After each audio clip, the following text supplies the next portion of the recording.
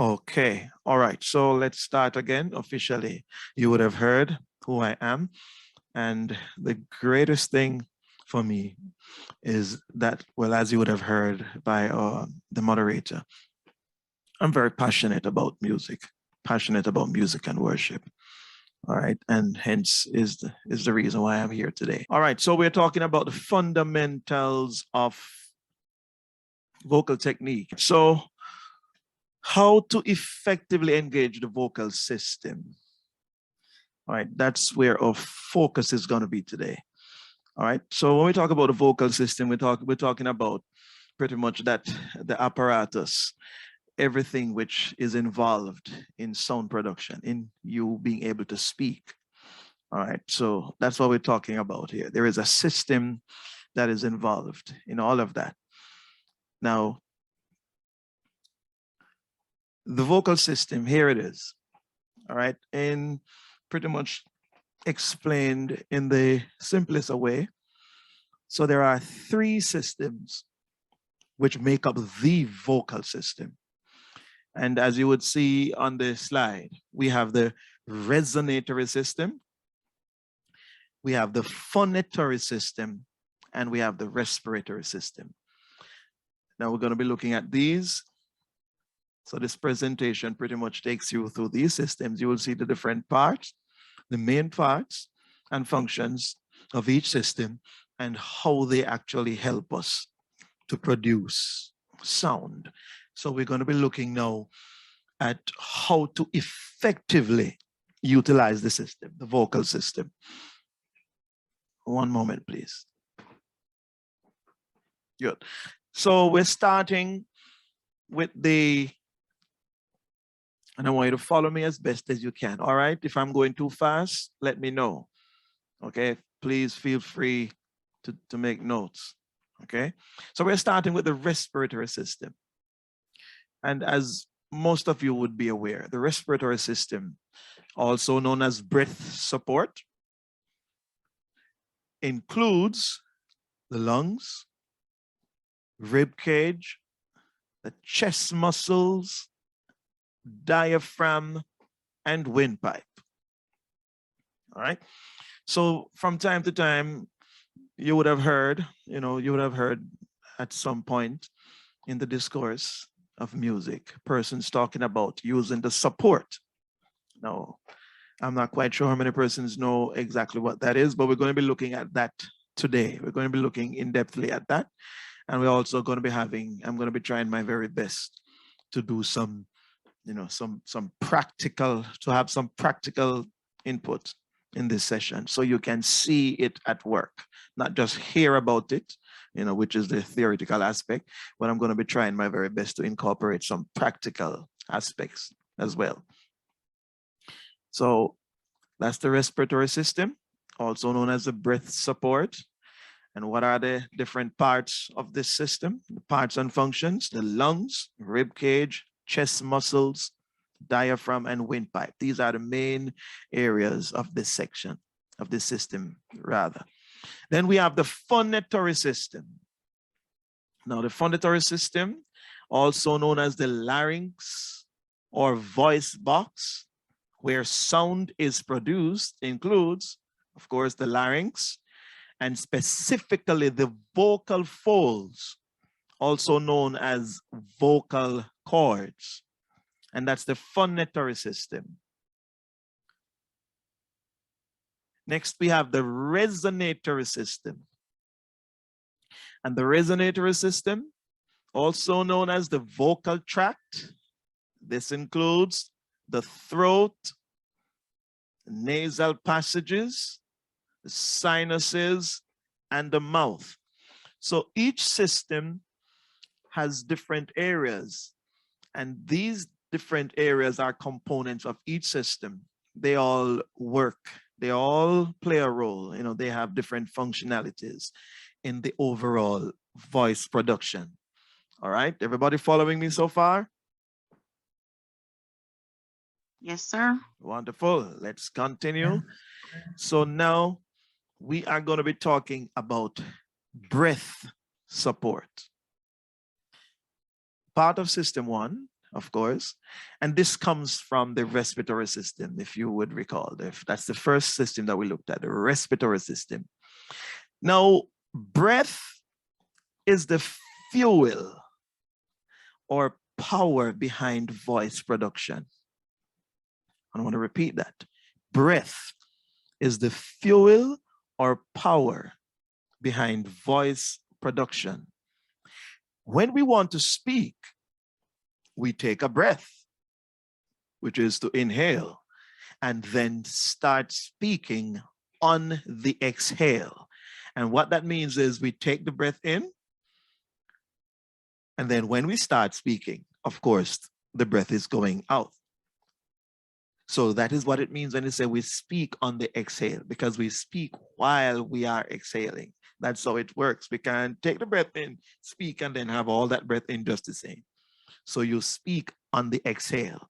And that's the same thing. That's the same apparatus with regards singing. Now, let me stay a little while on this here. Let me stay a little longer. Now, you see that first phrase, breath is a fuel. Now, we have seen, well, I have seen, and I'm sure most of you would have seen it from time to time. In working in this area, I see where people literally muscle, what we call them muscle up sometimes, especially when they're doing songs, and there is a part in the song where they have to sing a high note. And you literally see people muscling. You see physical activity coming in play, for them to execute this high note. But really and truly, muscling up does not really, that alone in itself, does not really give you the support that you need. The support really comes from knowing how to take that breath and how to use that breath. That is why this statement here is, that is why I want to make sure that you understand. Most of the execution, in fact, all the execution as it regards singing, has mainly to do with breath, the breath support. That is the fuel. All right. That is what drives vocal production and good vocal quality, every aspect of it. It's really in the breath. So breath is the fuel or power behind voice production. It's not a physical thing where you muscle up and tense up. A lot of tension sometimes, is at play when you see people literally muscling up, to execute some notes. It's really all in the breath. So we have to pay very close attention to how we breathe. So how we breathe is very important. Now the breath support, when you take in that breath, what happens now? In order for you to engage that breath support, you need to firm up what we call the abdominal muscles. You see, we looked at it earlier on where it spoke about the chest muscles. This is how the support comes in now. So you're taking that breath, you firm up the chest muscles, and that is going to engage your diaphragm. And that diaphragm is going to come to work to give you that strong, resonating, rich sound that you need. So the breath support, you're taking that breath, big breath, you firm up the abdominal muscles to the point where if somebody was to poke a finger at your belly, it should be firm. I don't want to say stiff, because there's a difference. It should be firm. And when you do that, that diaphragm comes into play and causes that sound to be nice and rich. I'm going to be doing a little bit of demonstration. I don't know how much limitation I have, but I'm going to be doing a little bit of demonstration a little later on. So you will see the support system, the breath support coming in play. All right, let's move on. Continuing with the breath support. Now, it is the flow, it is this flow of air, that breath that you take, moving up the windpipe through the voice box between the vocal folds, that starts and keeps the vocal folds vibrating until you stop talking or run out of breath. So this is just pretty much explaining the apparatus, how it all works. Now, let's get to phonation. Now, you would recall, most of us, I hope, would recall at primary school or prep school level, we did something that we called phonics. And phonics was all about sounding words. Huh? Now, phonation, so that's what we're talking about here. That's the main aspect of it. So the vocal fold vibration, and remember vocal fold, same thing we call vocal cords. So the vocal fold vibration is the sound source. It is also called phonation, which is the second system. The vocal folds are two small muscles. Two small muscles. They're not big at all. They're small. And when you get the time, you can Google it, look at them, and I'm sure some of you would be surprised. So there are two small muscles that have a moist covering within the larynx. When you breathe, the vocal folds are open to allow air to flow from the upper airway into the trachea and the lungs. All right, so this is the whole apparatus here being explained. Continuing with phonation. When you want to speak, you close your vocal folds and begin to exhale, causing an increase in pressure that starts them vibrating. Cyclic opening and closing. That means it's a cycle.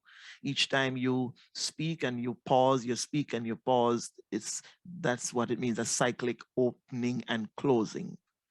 The vibration of the vocal folds or the vocal cords chops the airflow, producing a buzz-like sound, which doesn't sound much like what we hear when we listen to someone's voice. So in essence, so if I could use pretty much like an analogy, it's almost like the crude oil that we import. Now that crude oil, it's in its pretty much, it's in its natural raw stage. And then it has to go to the petroleum refinery before it can actually get to the final phase where it can be put in our vehicles. So it's a kind of a similar apparatus here. So these sections of the voice all do their work for you to hear that final, tonal quality coming out. The buzzing tone, and this is resonance now, the buzzing tone created by the vocal folds becomes what we know as the human voice through resonance, which is system 3. Now, you heard me just alluding to that petroleum refinery. So here is where this further system now comes in play for you to hear, what the person's voice actually come out sounding like. Resonance is the shaping and amplification of the sound waves of the vocal tone. The length and shape of the vocal tract influences the shaping of this tone. That is why no two persons' voice will sound exactly alike, as well as what structures of cavities the sound waves may bounce off. Resonance, we're continuing with resonance. Resonance that occurs toward the front of the face is ideal. If you take a breath and hum on a steady tone for a few seconds, you can experience this sensation of resonance in the front of your face. In contrast, if you growl like a bear or a lion, you can feel that the resonance is farther down in the back of your throat. Now, what this is saying, so let's get into the applicability of all of this now. Now, when you are going to sing, take for example, if you were told to sing a song, now what you find happening is that most persons, all right, tend to, if you're not given a key, if there is no musician present, right, if you're going to be doing a cappella, and you're going to be doing the song, so you're going to be doing what we call pitching the song, which is to pretty much start the song at a key, at a pitch that you're comfortable with. Now, I tend to find, I don't know what your experience will be, and I want some feedback here. This is the first point where I'm going to pause and get some feedback. But I tend to find that a lot of persons, I wouldn't say most, but you find that some persons either pitch the songs too high or they pitch the songs too low. Now, you see this part? Now I'm going to read this again, where it says resonance that occurs towards the front of the face is ideal. Now, what this means, because we have the nasal cavities, which is the area around, and the word nasal there suggests the area around the nose, where the sinuses are located. Now, the voice happens, it is described as you have three different sections. So you have the chest voice. All right. Do you have the head voice? And then you have the voice, which is at the lower section. Some persons may refer to it as, well, not really bottom voice, but the low one. So the three sections suggest where the vibration, most of the vibration is occurring. So when I say head voice, it means that the vibration is going to be mainly in the head. So in the nasal cavities, in the face, going up to the head. That's where most of the vibration is. And that's what we call the head voice. And the head voice, anybody wants to tell me the pitch of the head voice? Is it high, medium, or low? I want somebody to tell me, what's the pitch of the head voice? High, medium, or low?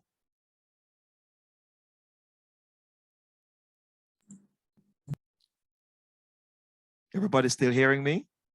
Hi. All right. And who was that? Can I have your name? Yes, I'm Renice. Renice, thank you very much. And what church are you from, Renice, if you don't mind me asking? I am from the Sterling Castle New Testament Church of God. Very good. Thank you very much. Thank you very much, Renice. And you are indeed correct. So the pitch of the head voice is high. It's the highest part of the voice, the head voice. And that is why when you are singing at high pitch, the vibration, the concentration of the vibration is mainly in the head. Now, ideally, if you are going to start a song, now before I move on to this part, opposite of the head voice now is the chest voice going lower down. So we have the head voice, we have the chest voice, and then we have the lowest aspect of the voice, which pretty much causes, it's almost like you heard them describing it, likening it to a growl. That's the farthest part of the voice in terms of the pitch. What you want to do when you are pitching the voice, or you are establishing your keys, for your presentations, you want to, all right, let me hear from you. Where would be ideal? Head voice, that means you're going to start at the highest pitch you can. Chest voice, or lower down to the point where you're almost producing a growl, to the lowest part, which will produce the lowest pitch. What would be ideal? I want someone to tell me, what do you think would be ideal? Do you want to start it as high as you can? Do you want to go not too high, not too low? Do you want to go as low as you can, where you're comfortable? Where would be ideal for you to pitch the voice? Yes, tell me sir. your name. Yeah, go ahead. I'm Reginald Mowat, Sterling Castle New Testament Church of God. Okay. I think we start in the middle. So if anything, we can go up or we can go down if we choose. Thank you very much. Thank you very much. Thank you very much. Quite rightly so. Your ideal is, and he said middle. Ideally, you would want to start in what we call the upper middle. That means you are more trending to the upper rather than the lower part of the middle. And that works best for everybody. Whether you have a high-pitched voice or you have a low-pitched voice, whether you are a soprano, and might I just pause at this point to inject something very important. And before I make this point, I want to hear from someone. There are, well, I won't even give you a hint. Let me hear from you. What do we sing? What do human beings, what do people sing?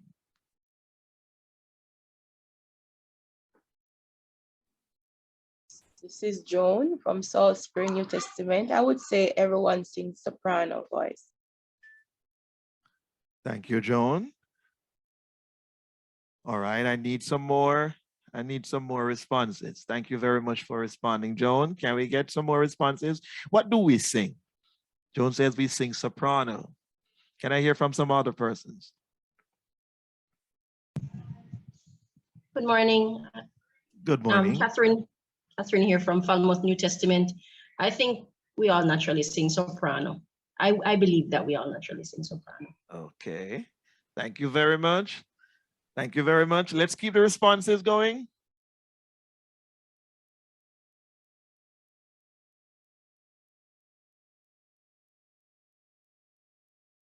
Let's keep the responses going. I want to hear from some more persons. So we heard from 2 persons. What do we sing? Reginald again from Sterling Castle. Yes, sir. Alto. You know, we're afraid to go up high, not to spoil it. Come again, Reginald. I think I lost you at a point there. Come again. Tell us again. Right. Yes. Many of us sing alto. Yeah, we are afraid to go by the soprano, not wanting to spoil the song. Interesting. Thank you very much. Let's keep the responses coming. Thank you very much. I want to hear from some more persons. Hi, Cargill from Augusttown New Testament. I am thinking that we either sing a melody or a harmony. Not necessarily soprano or something like that. Yeah. Thank you very much. So I don't need to go any further because we have got the answer. We can only sing 2 things, one at a time, melody and harmony. So I'm very thankful for this opportunity because here it is now. A soprano, notice I said a soprano, is a person. So too is an alto and a tenor or bass or baritone. So my brothers and sisters, my friends, I want you to take note of this. You cannot sing soprano, you cannot sing alto, you cannot sing tenor. You cannot sing, well, bass is the only exception, and I'll tell you why. But what really happens is the soprano is a female with a high-pitched voice. So they're at the top in terms of the vocal hierarchy. Altos are females with fairly high pitch, but not as high as a soprano. Who then is a tenor? I want somebody to tell me now, who you think a tenor is?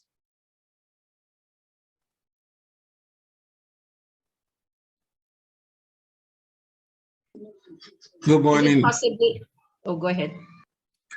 Oh, Reverend Nelson, I think the tenor is more likely males, more likely, sometimes you have females, but more likely males because they are found basically right below the alto and a little bit above the bass. Thank you very much. Thank you very much. Did you say you were a reverend? Yes, sir. I'm learning for voice training for my for preaching. Wonderful. Thank you very much. Good to have you, Reverend. You're absolutely correct. So the tenor is the male. So the tenor is almost like the male version of the soprano. So the tenor is the male with a high-pitched voice. And then the bass baritone would be the males with the low-pitched voices. So what has happened? Now I'll tell you how we got here. In terms of, you heard quite a few persons saying that they sing soprano and alto, which is commonplace. Most of you would have heard it almost every day you go to church. sing the soprano, sing the alto. I sing soprano, I sing alto. Now, what has happened is, over the years, the reference used to be the soprano part. So you would say to a group of singers, wherever you have singers assembled, you would have, so there are 4 parts, there are only 4 sections that you can get in vocal harmony. And it's soprano, alto, tenor, bass. All right? There are 4 parts. And what you would get over time, reference being made to the soprano part, alto part, tenor part, bass part, and then the part is dropped. And what happens is that now some persons start making reference to soprano, sing the soprano. Everybody following me? And that's how we ended up there. But I need for you to understand that you can only sing melody and harmony. And when you hear a song, even though it is referred to as 4-part harmony, only one section in that song is the melody line. Everybody following? If you're not understanding, I want you to make it known, so that, because when I go through the end of this session, there are some things that you must know. If you don't know it, then it means that I didn't do a good job. So I want to make sure that everybody understands. Is there anyone who is not following me so far? Good morning. Could you repeat that section, please? That line that you just mentioned. All right. So there are 4 parts, 4 sections that you can get in a vocal arrangement. And the 4 parts are done by 4 different voice types, or 4 different voice groups: soprano, alto, tenor, and bass. Now, in our church circle, in our movement, we tend not to have 4-part vocal harmonies. Most times we have 3 parts. And those 3 parts are, I want somebody to tell me. Good morning again. Soprano, alto, and tenor. Thank you very much. So that's what we find most of the times in our church circles. You mostly get the 4-part harmony in churches coming out of Europe, where the focus, where the concentration of the music is more towards music that is written on a musical score. And once you have a musical score, you are going to find 4-part vocal arrangement. You're going to find a soprano part, you're going to find an alto part, you're going to find a tenor part, and a bass part. All right, I hope everybody got that. Yes, sir. Yes. So, Yes, and sir. that is critical. So now, back to the question that I asked you previously as to how do you pitch the voice ideally. You have to, you have to function, right? You have to function with the knowledge of who you are vocally. What do I mean by that? What is your voice type? Whether you are soprano, alto, tenor, or bass.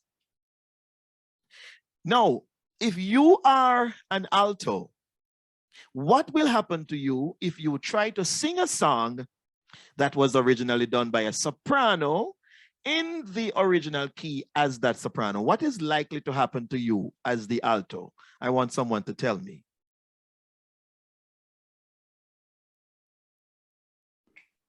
Good morning, is it that you'll possibly have a crack?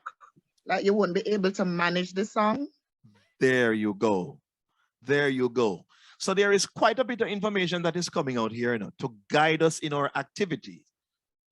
So here is, and I don't want to run ahead of myself, but so the cut and thrust of things here is that you have to make sure in your song selections that you are, I'm not saying that you can't do songs. If you are an alto, I'm not saying that you can't do songs that were originally done by sopranos. But since I am here, I want somebody to tell me, what advice would you give to an alto who is going to perform a song done by a soprano originally? What advice? What are some of the things that we need to take into consideration? This is Joan again. I believe you'd have to consider dropping the key that you would normally start on. And what church are you from, Joan? From Salt Spring New Testament, sir. Salt Spring New Testament. Thank you very much. I hope everybody heard that. Now, the language she used, that's the language, right? That's the layman's language. But the musical terminology would be what we call, anybody knows? Before I give the answer, anybody knows what the musical terminology is? For you to do a song in a lower or a higher key than it was originally recorded in. Anybody knows what that musical terminology is? Is that inversion? Very good attempt, but no, it's not inversion. Okay. That would be modulation. Modulation. And Yes. who was that?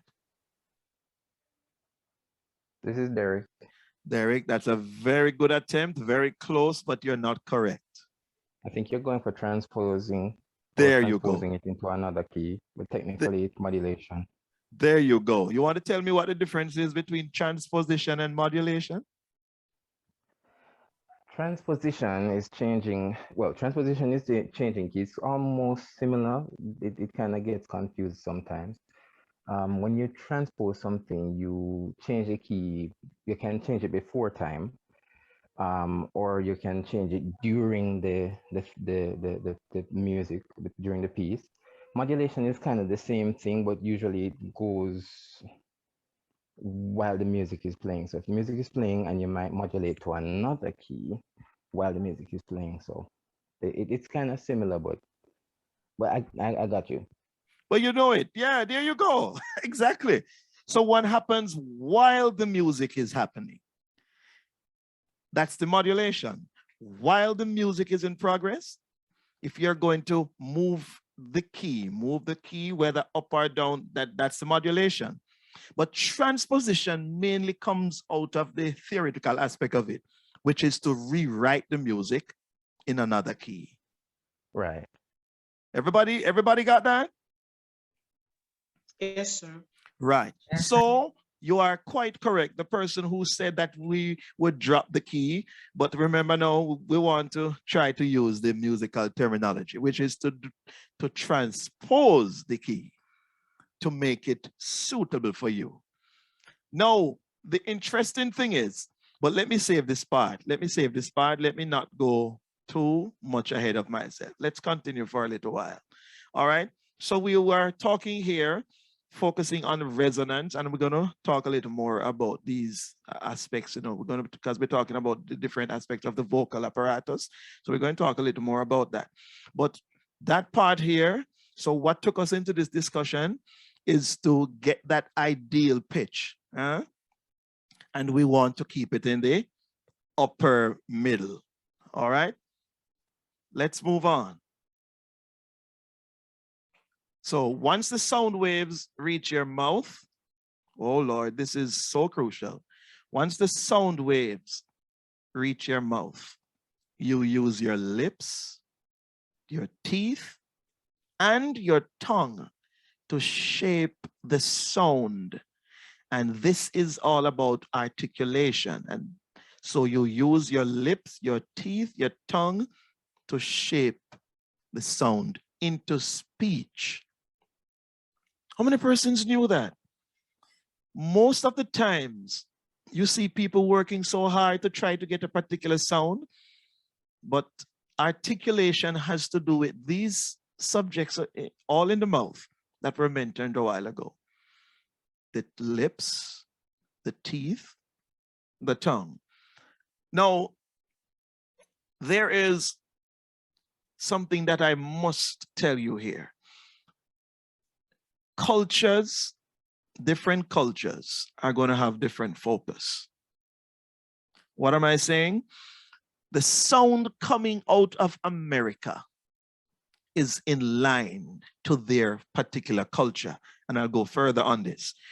How many of us, is there anybody, I'm going to make a statement and I want to hear if you agree with me or you disagree with me.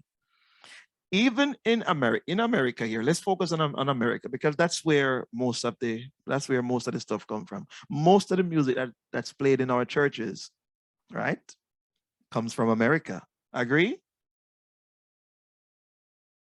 Agreed. There you go. No, it is interesting to note though that in America, have you noticed that there is a difference between the sound coming from persons of African descent as opposed to the Caucasians, what we call white people, white folks? Do you notice that there's a difference in the sound? Yes, there is. Yes, sir. So culture, the aspect of culture comes into focus here. But nonetheless, even with culture, there are some practices, there are some nuances that we must, be aware of as to how to help us to be at our optimum in terms of the sound that we produce. Now, a lot of people underestimate, a lot of people really don't pay half as keenly the level of attention that should be required in terms of the sound, how to articulate the sound that comes out of a mouth. Would you agree with me? So some persons, I've heard, how many of you have heard something like this? Please listen to the words and not the voice. Have you ever had that experience? I have heard that many times in our church circle. I know that can happen. But think about that. Do you expect somebody like that now? So they're gonna say, listen to the words and not the voice. Do you really think that kind of a person has the kind of a focus, the mindset where they would spend keen time on how they articulate? Is that likely to happen? Because the words and the voice, they must work in tandem for you to be properly able to articulate. Do you agree? Yes. So what I want to suggest to you, my friends, is that for all those of us, and I would take it that everybody here would be involved in music at some level, right? The fact that you're here while we are focusing on the fundamentals of vocal techniques. I don't want to take it for granted, but I would want to assume that most, if not all of you, are directly related to music, right? Well, even if you're not directly related to music, meaning you don't sing or you don't train, you're not involved in music ministry, this is still good information for you. But it is very important that we pay keen attention to things like these, because how we articulate and enunciate is going to affect the way we sound. And so there are a whole lot of material. YouTube is just flooded with different, with so many different things, which speaks to this. A lot of videos. You're just going, you just have to pick the one that works best for you. But it is very important that the persons who are involved in singing know how important it is to pronounce, to sound your words well. Let us continue. We are now going to some important notes, and then I'm going to go back and we're going to be doing some practical stuff.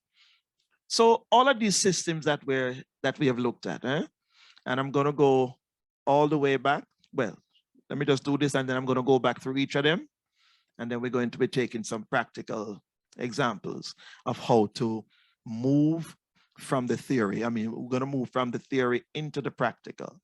So all of these vocal subsystems that we've looked at, the respiratory, the phonatory, all of these systems that we just previously looked at.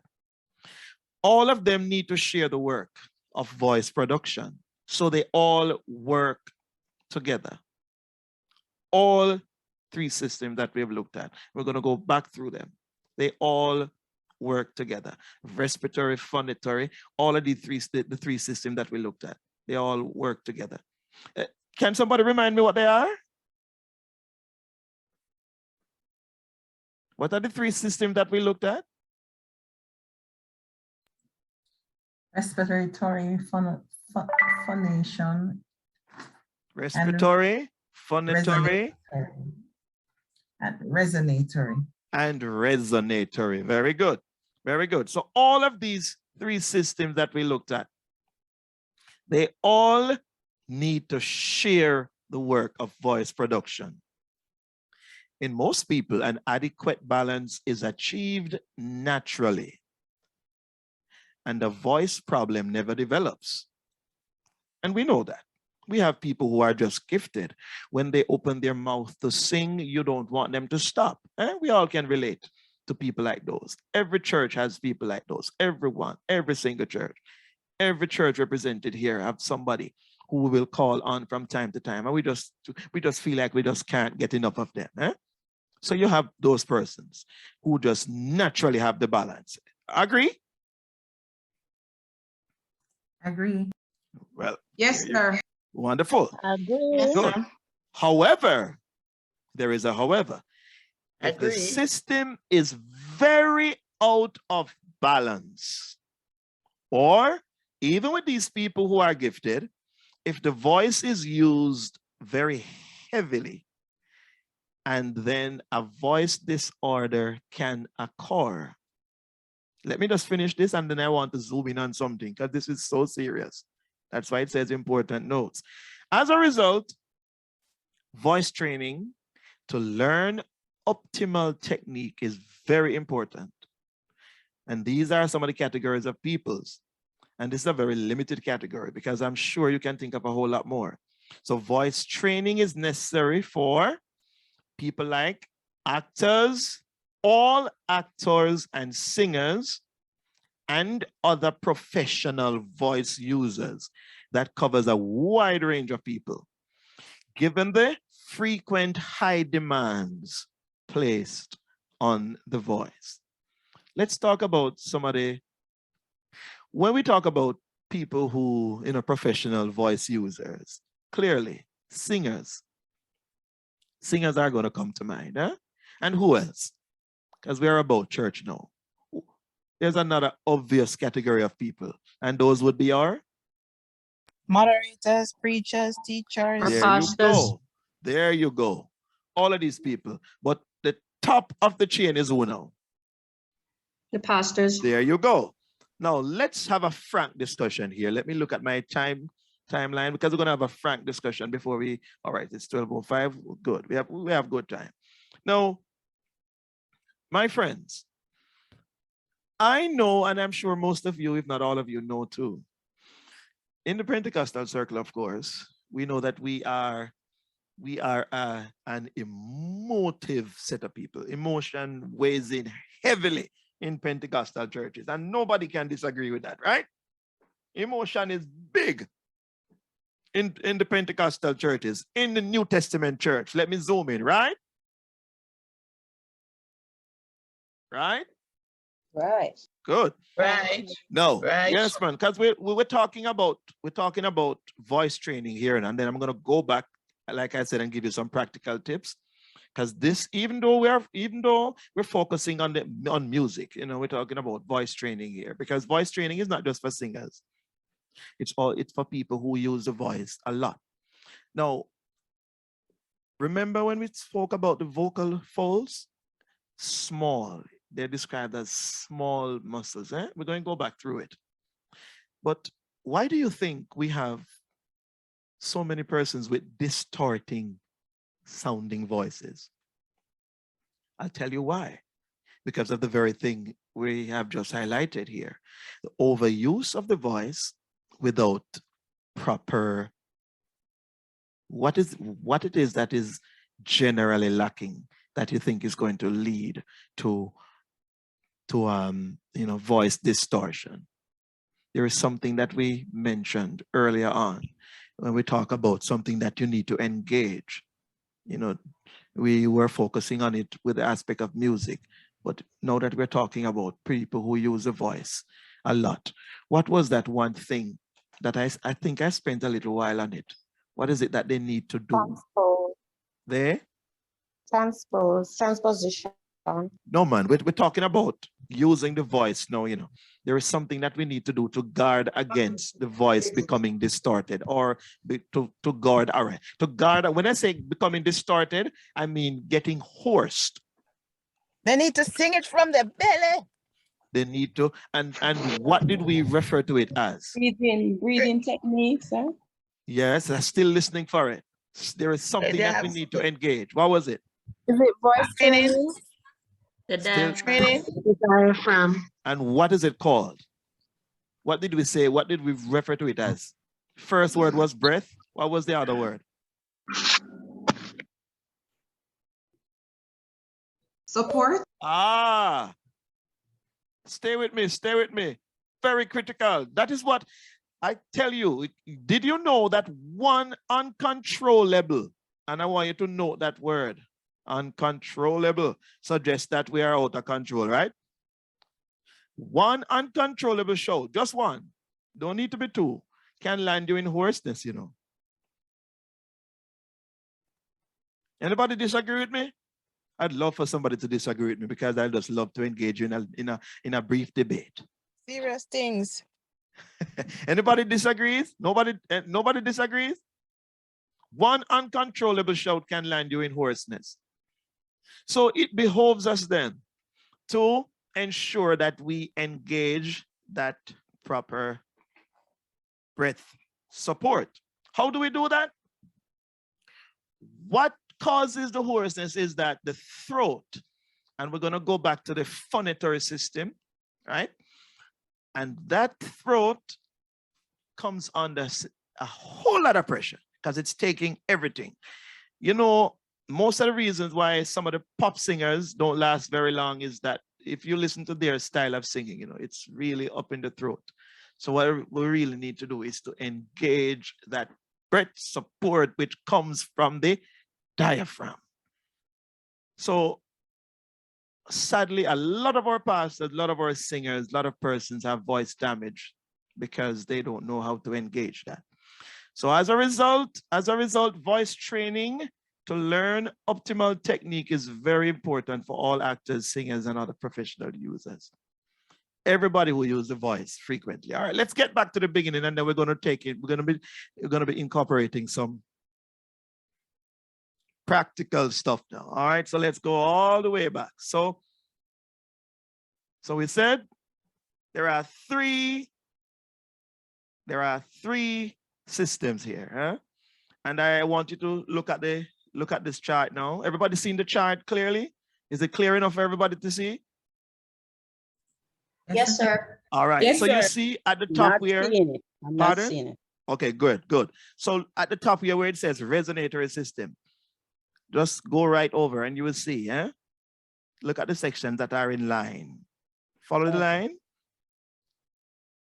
And you will see the sinus cavities, the oral cavity, the vocal tract.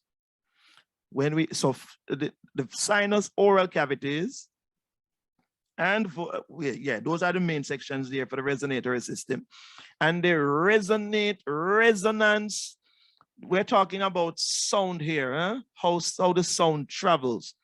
Now, you ever hear somebody use a jargon like this one here, where them sing up in them nose? You ever hear somebody say that? That's exactly what I was thinking of, the nasal sound. Ah, good. And do you notice how we sound when we get stuffy?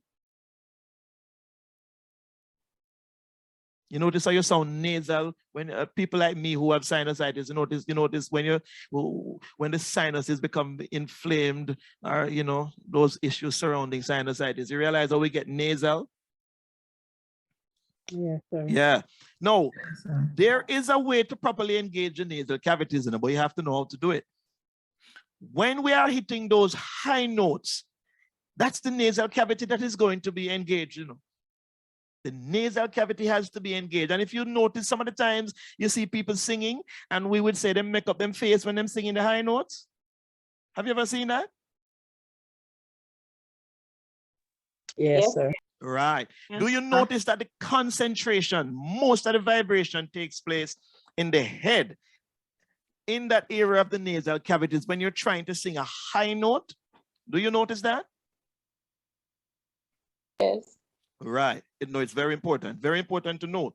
So the proper way, but here is some advice for you now. So we want to always ensure, because ultimately we have to make sure that we protect the voice. So the first thing you need to know is, who are you vocally? Who are you vocally? Am I a soprano? Am I an alto? Am I a tenor, bass, baritone? How many persons on this platform are positive that you are a soprano? You raise your digital hands. One hand, two hands, 3, 4, 5, 6. All right. Okay. All right. Here's another question. Here's a follow-up question. How do you know you're a soprano?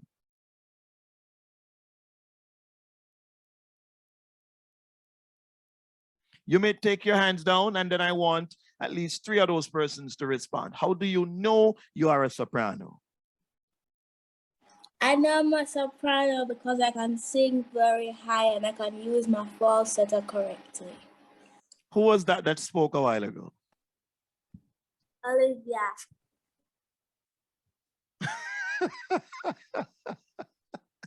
Okay. I'll tell you why I chuckled on that one in a little while. Let's hear from somebody else. Let's hear from somebody else who raised your hand. How do you know you're a soprano? And then I want a little demonstration. All right, I'm seeing Juliet ML. I'm seeing Codner. I'm seeing, well, those are the only 2 other hands that I'm seeing. So one of you ladies, can you tell me, second part of the question, how do you know you're a soprano?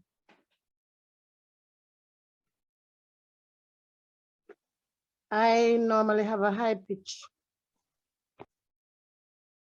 You normally have a high pitch. All right. So that's a general answer persons are going to give you. But here is the thing. Did you know that before you can, all right. So here is how you would know. You can't just say that you have a high pitched voice, because there is a whole lot of relativity in that. But you know, for you to be, and the word, I'm searching for the word, but the word eludes me now. But for you to be properly placed, there is a range that you must be able to function in. Everybody is with me when I say range? We talk about a vocal range that you must be able to function in. Now, I'm not quite sure how well this will sound, but I'm going to try, because I don't have a keyboard, unfortunately, where I'm placed. But everybody here, I take it for granted that everybody knows what a keyboard looks like. Now, middle C, everybody knows what I refer to as middle C? Or is there anybody who doesn't know what I am referring to as middle C? Is there anybody who doesn't know? I don't know, sir. All right. So, all right. Middle C is that note C, which is smack in the middle of the piano. And that's pretty much why it's called middle C. It is pretty much in the middle of the piano. It is a C which is placed pretty much in the middle of the piano. Now, the important thing about middle C is middle C separates the registers. What do I mean by register? We have treble, high pitch, and bass, low pitch. Now, a soprano should be able to function 4 Cs comfortably, 4 Cs above middle C. The range, I am going to check if it has been posted on the website. If not, I'm going to ensure that it goes on the website. So you can go on the website and you can look and see exactly what range, what vocal range you fall in. So here is something that may shock some of you. In my association here, being in this field and working with churches, working with people from various churches over the years, what I have found, and before I say it, let me hear from you. Juliet, you may lower your hand. I want to hear from someone. What category of singers do you think form the majority in our churches? Mainly in Jamaica. Is it, and we're talking about the females now, is it sopranos or altos? Which category of singers do you think form the majority? Yeah, go ahead. Altos. Altos. Anybody? I think majority of our churches, you will find that they tend to group them mostly into sopranos. Somebody says soprano, somebody say alto. All right, 2 for altos, 1 for soprano. Anybody else for soprano? We have them in the chat too, Minister. Oh Lord, oh Lord. Somebody should be assisting me with the chat. Can somebody just check there and tell me? Altos in the chat. Mm-hmm. And 3 for soprano. 3 for sopranos. Okay, how many for altos? 6, including me that don't put it up. No. All right, so the majority of the female singers in our churches are altos. Majority. I have a question in relation to this, sorry. Go right ahead. What is the difference between first and second soprano? Because I was on a choir when I was younger and I was placed as a second soprano, but then as I got older, I've always been placed as an alto. All right, so very good question, by the way. Now, here is what happens. You can't really just look at somebody and say you're a first soprano or you're a second soprano. First and second sopranos are both sopranos, but the first and second comes about based on particular vocal arrangements. So say, for example, you're looking at a song, and in that song, there are 2 sections, 1 for first soprano, 1 for second soprano. So it is really tied to the particular arrangement at the time. So it's not really a category. It's not a general category. You just look at somebody and say you're a first soprano or you're a second soprano. Do you understand what I'm saying? I hope I have answered your question. Yes, I understand. But then Very also well. is your voice able to change? There are many things. Well, I'm no medical doctor, but there are many things which can affect the quality of our voice. And then affecting the quality of our voice will, ultimately redound to changes. One of the things that readily come to mind, of course, is improper usage of the voice. That is going to cause your voice to change. That is going to cause your voice to change. Improper usage, you are constantly shouting, and you are shouting without engaging the support system. Classroom teachers. Teachers? Oh, Lord. Oh, dear. I feel that one personally because I am a teacher. Thankfully, I am still hitting my high C's. Though not as as embellished as it used to be in my younger days, but I'm still hitting my high C's because I have taken steps to guard somebody's microphone. Yes. So you have to take steps to guard against it. Now, as you mentioned that, the voice changing, it is imperative on us to ensure that we really stay away from the certain food types that are not very good, that will cause damage. Dairy products, I am not fighting anybody who is in dairy. I don't have anything against you. No, please, if you're a dairy farmer, don't take offense, please. you know, but dairy products tend to, you know, cause a lot of mucus buildup, which not very good for people like singers. All right, so you might want to stay away from that. Iced cold beverage does damage, terrible damage. And that is why persons in the medical field, they will always tell you, work with your room temperature water. And make sure you don't go outside of your range. So don't try to sing Tasha Cobb's song just like Tasha Cobb's does it. Brother Oliver. Yeah. That's funny. Somebody in the chat asked, what about gum? Gum? As in chewing gum? Yes. Well, chewing, I don't really know how to specifically relate chewing gum to affecting the quality of the voice, but I know chewing gum probably, well, I can't really speak to that. Any medical experts online who can speak to the Well, I'm aspect no of medical chewing gum? expert. I'm no medical expert, but quite possibly if you're trying to chew while singing, it is definitely going to affect the voice. Oh Lord, I would want to hope that the person wasn't making reference to being able to chew it while you sing, because that can cause some serious problems. That can cause some serious problems. So stick within your range.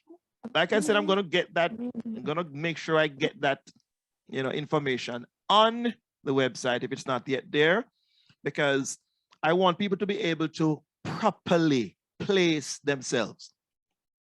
So you don't just say you're a soprano because you can sing high. There is a great relativity, a whole lot of relativity in that. Because you're going to find, you won't find any two persons that will be able, you know, have the same range. Everybody knows what I mean by vocal range? Brother Oliver, when the answers were given, you gave a chuckle and said you were coming back to that response. The first soprano that gave their reason for being a soprano. That person who responded, that person is my daughter, Olivia. That's why I chuckled. Hi, Livy. Are you still there? Hi, Daddy. Okay, I am going to want you to do a little demonstration since you were the first person who identified yourself as a soprano. So I'm going to come back to you in a little while. I want to hear a demonstration of those soprano notes. Okay. Wonderful. So back to my question. Everybody knows what I mean by a vocal range? I want somebody to respond to that. Yes, go ahead. Is how high you can sing? Are you finished? Yes, I am. All right. I want to stay with you, and I want to tell you that I'm so very happy that you responded. Thank you for participating, but your answer is incomplete. I want you to think about it and tell me what you think you need to say to make it complete.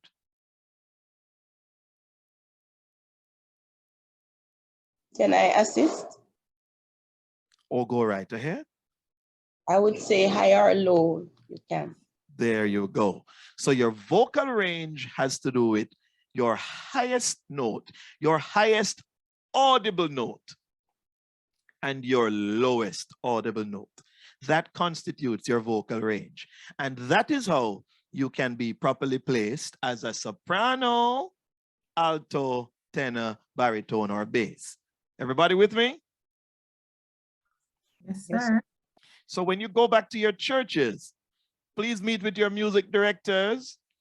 For those of you who are not sure, or well, even those of you who said identified yourself as sopranos, you're going to meet with your music directors and you want to know properly place yourself. I'm seeing a hand raised. I'm seeing Codner. Go right ahead, please. I wanted to find out if the range that sopranos go below the middle C, if there's a below. All right. So that's a very good question. Very good question. I see the hand. I think that was the pastor in our midst. I'm coming to you, sir. One moment. That was a very good question by Codner. Now, what happens is, in establishing that range, it is, so there are going to be some, it's going to vary based on the person.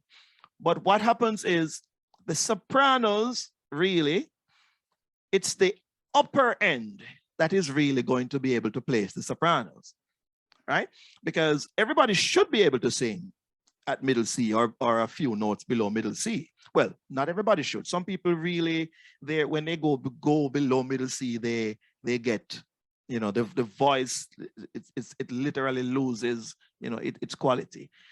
So here is the thing. Within the soprano range, you're going to find that the range differs per person.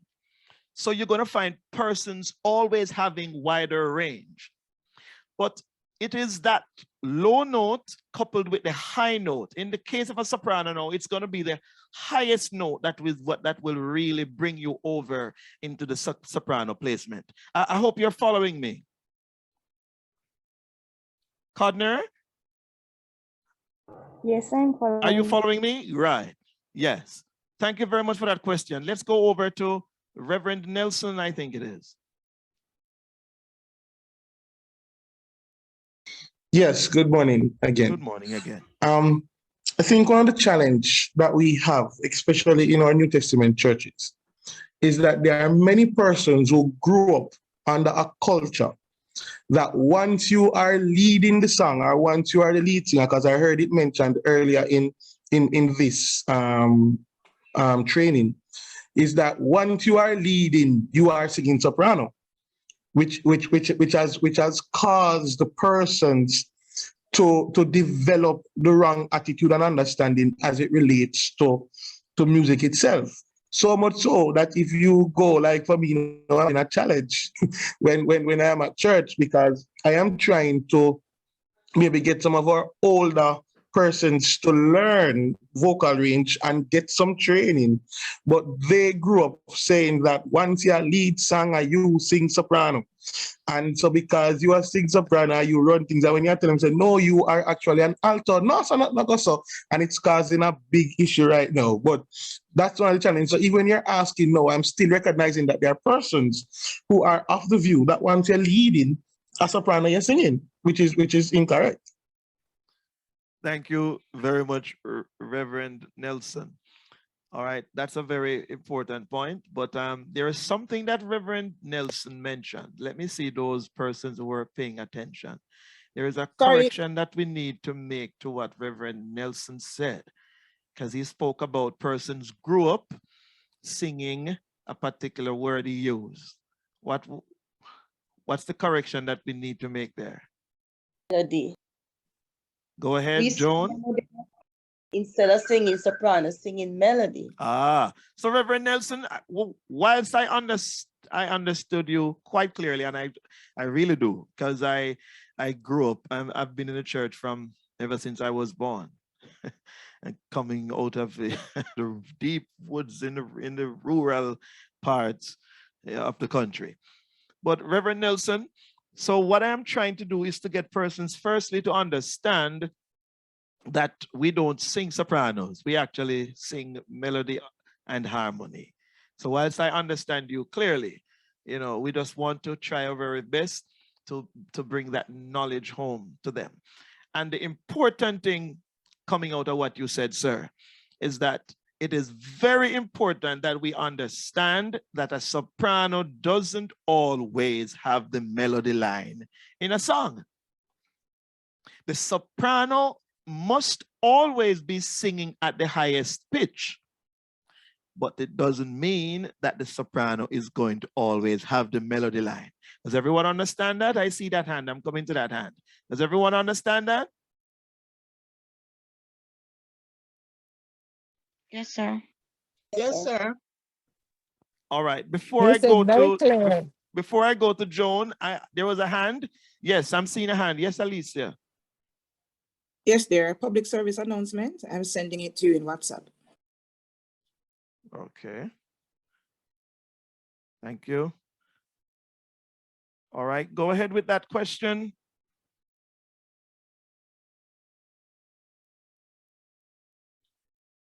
I think there was another question.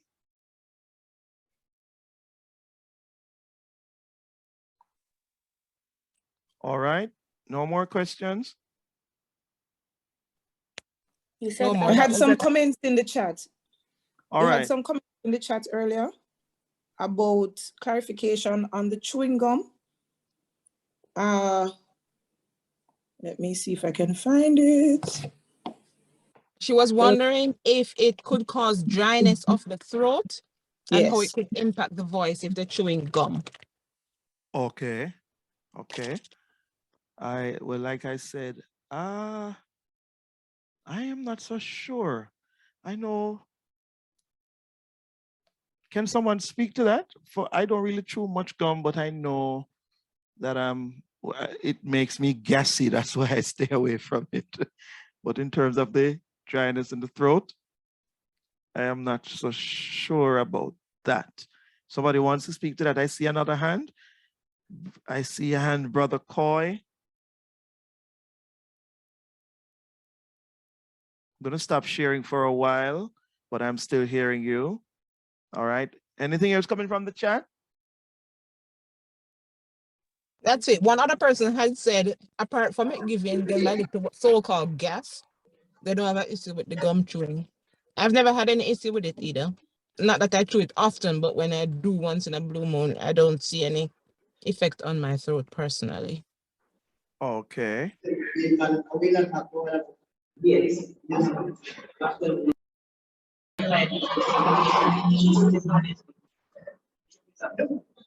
All right, give me 1 second here. I'm trying to navigate through the space and make. Is that person Brother Coy? Yes, I see that hand. Yes, sir. Good afternoon. Good afternoon. From the Restoration New Testament Church of God, sir. I'm sorry, before you continue, is it it's a little bit low on my end. I'm not sure if everybody else is hearing you clearly. Let me see here. I think at maximum where my volume is concerned. Is a background? There's some noise in your background. No, background. Kind of like after the room. It's a possibility because I'm at church right now and some folks out there with the distance in the back so talking. But can you hear me? Can you hear me? Or have to relocate? Yes, try and relocate. Yeah, try and relocate. It's a question I want to ask. All right, let's see if I can. Okay, ask it now. Go ahead now. I think it's a little better now. Okay. The question you said something earlier with regards to that persons in the vocal range of soprano don't necessarily have to sing melody. Yes.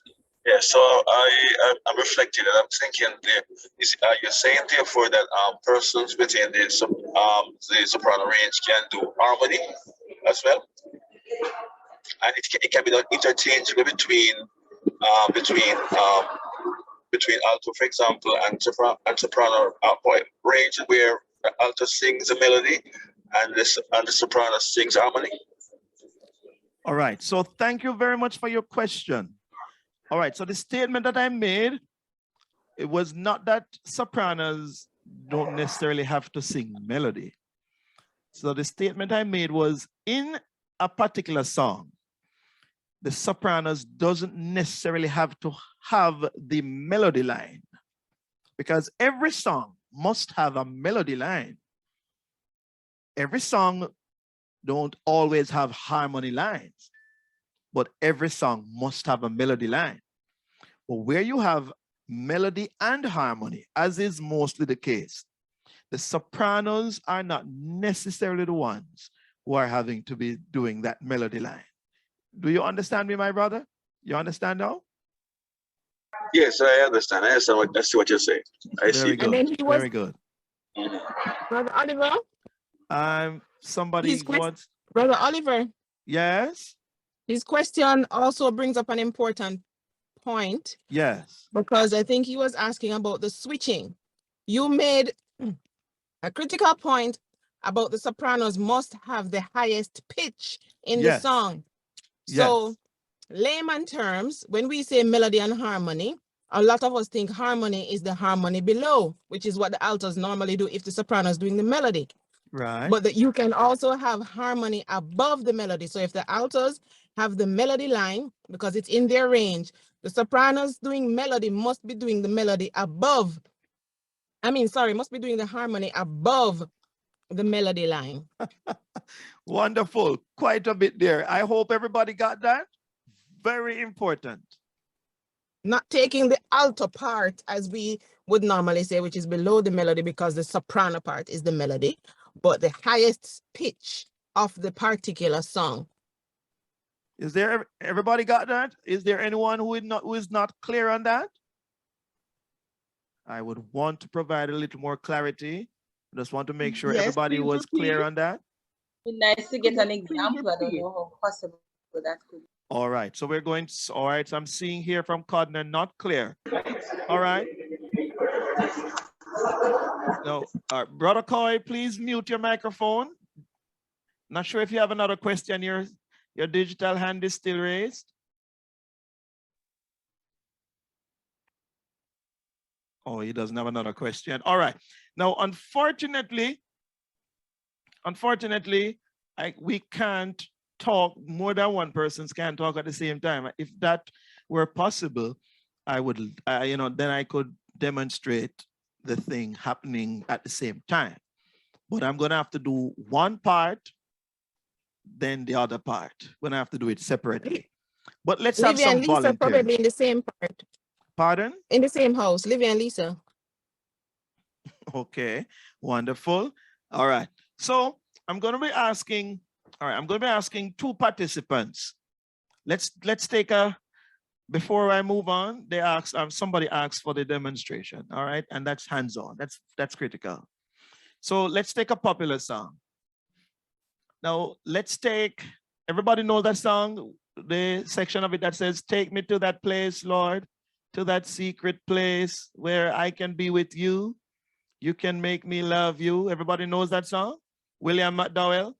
Take me to that place where... Is there anybody who doesn't know that song? Well, whether you know it or not, you are going to hear. All right. So I have two participants that I'm going to be calling on.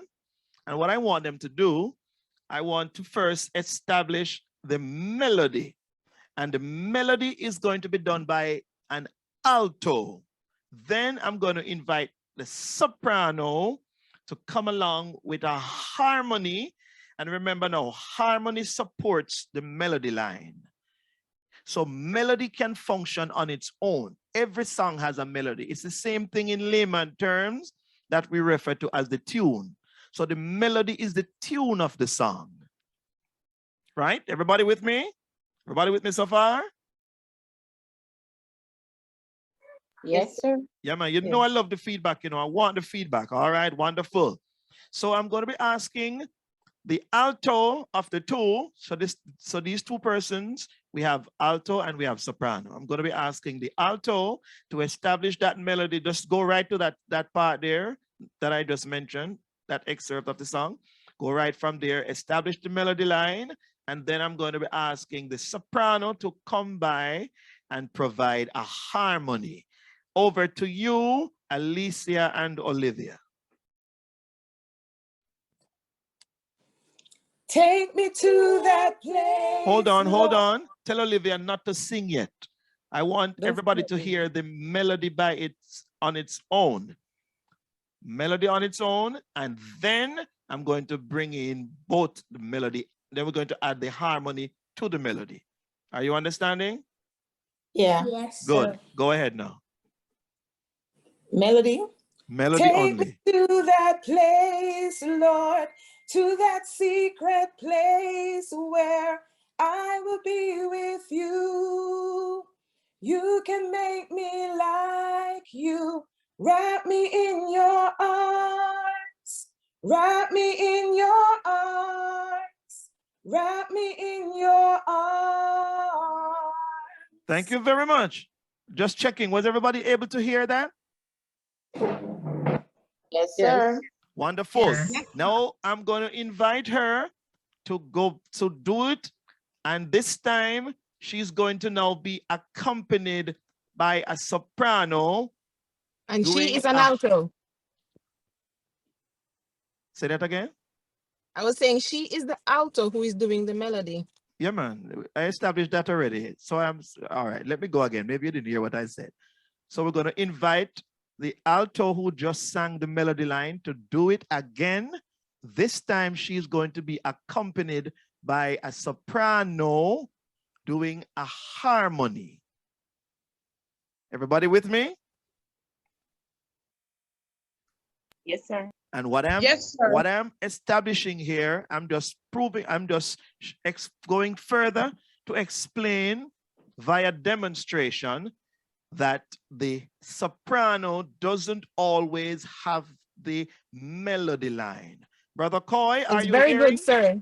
Somebody said they didn't realize it was an alto singing the melody. That was an alto, yes. And yes, sir. I am hearing, sir. Are you following? I'm following you. Wonderful. So I'm thinking also that therefore the various range it's not so much defined. For example, soprano is not so much defined as all right, let me see, that's soprano. Right, soprano is not so much defined as just a mere melody, because you know that was a concept that I would. All right, Brother Coy. All right, here's what I want you to do. Just hold that point. That's right, Brother Coy. Once someone sings a song. Yeah, all right, go ahead. Hello? Yeah, I lost you a bit. Go ahead. Say that again. That's correct, Brother Coy. Right. So what I'm hearing now basically then that the different vocal range are defined by the parameter that governs each of these range then. Exactly. So for example, soprano would definitely be that range far above middle C. Yes. And alto will be somewhere there, bordering middle C, below middle C, somewhere there, right?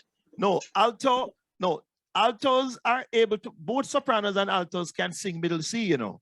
But what distinguishes the altos from the sopranos is how far away from middle C to the right of middle C, increasing in pitch, they can go. Okay, then. So the altos, so both of them start at middle C, and they are now both going right, increasing in pitch, but the altos are going to stop before the sopranos. The sopranos will be able to keep going. That's right. That's right. You're following me? So yeah, I'm following. So it means therefore that even the bass could sing the tune for the song. The bass could sing the tune for the song. Right. While the rest of parts harmonize. All right. Yes. All right. But hold on. There is something there's something I have to highlight where the bass is concerned. All right. But let me just follow through with this demonstration, and then I will come back to that. All right. So just hold that thought. Let me just come back to that. But let me just follow through with the demonstration. So because we had a break, I'm going to invite the alto again to do that excerpt, and then right after, the soprano will come in and harmonize. Just because we had that break. Okay. Go ahead. Go again, please, for me, Alicia. Take me to that place, Lord, to that secret place where I can be with you. You can make me like you. Wrap me in your arms. Wrap me in your arms. Wrap me in your arms. Thank you. Now this time with the sopranos coming in, providing a harmony to that melody line. Go ahead, please, both of you. Take me to that place, Lord, to that secret place where I can be with you. You can make me like you. Wrap me in your arms. Wrap me in your arms. Wrap me in your arms. Thank you so very much. Thank you so very much. Is everybody clear on that? Brother Coy, did you hear that? Yes. Yes, sir. I heard very clearly. All right. Yes, sir. Now, Wonderful. Now, before I move on from Codner, yes, sir. Thank you very much. Very good. So there is a demonstration of a soprano doing a harmony line. A soprano doing the harmony and not the melody. So, Brother Coy, so the onus is on you now. Which church do you represent, Brother Coy? You're a New Testament Church of God. Wonderful. So the onus is on you. Are you the music director there? Or do you have some leadership in the music, in the area of music? I am with the band. You're with the band.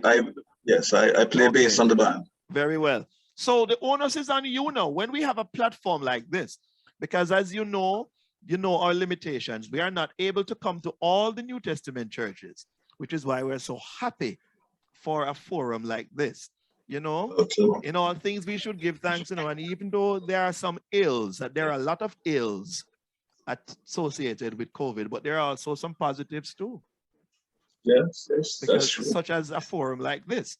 So the onus is on every representative that is now on this platform to now take this knowledge back to your congregation and correct what has been prevailing for years. Because, and I think it was Brother Coy who spoke to this, who spoke to this thing that persons are, somebody who spoke to the culture. I don't know, it wasn't Brother Coy. I think it was the Reverend among us. I forgot his name. Reverend Nelson. Reverend Nelson. Very well. Yeah. Yes, and that is, culture is not something that is easy to change, Culture is not something that is easy to change, and we are very much aware of that. But what should we do? Should we just stand by and just let it run and just run its course until it's done? No, we have to seek to correct it. We have to seek to correct it. Remember, my people perish because of ignorance. That's what the word says, So there are people out there who are literally suffering because of some bad techniques or lack of good techniques, if you prefer it that way. All right. So it's very important. Now, Brother Coy mentioned something that I just want to touch on. You ask if a bass could also provide the melody line, right? You still there with me? Yes, I'm hoping he's hearing.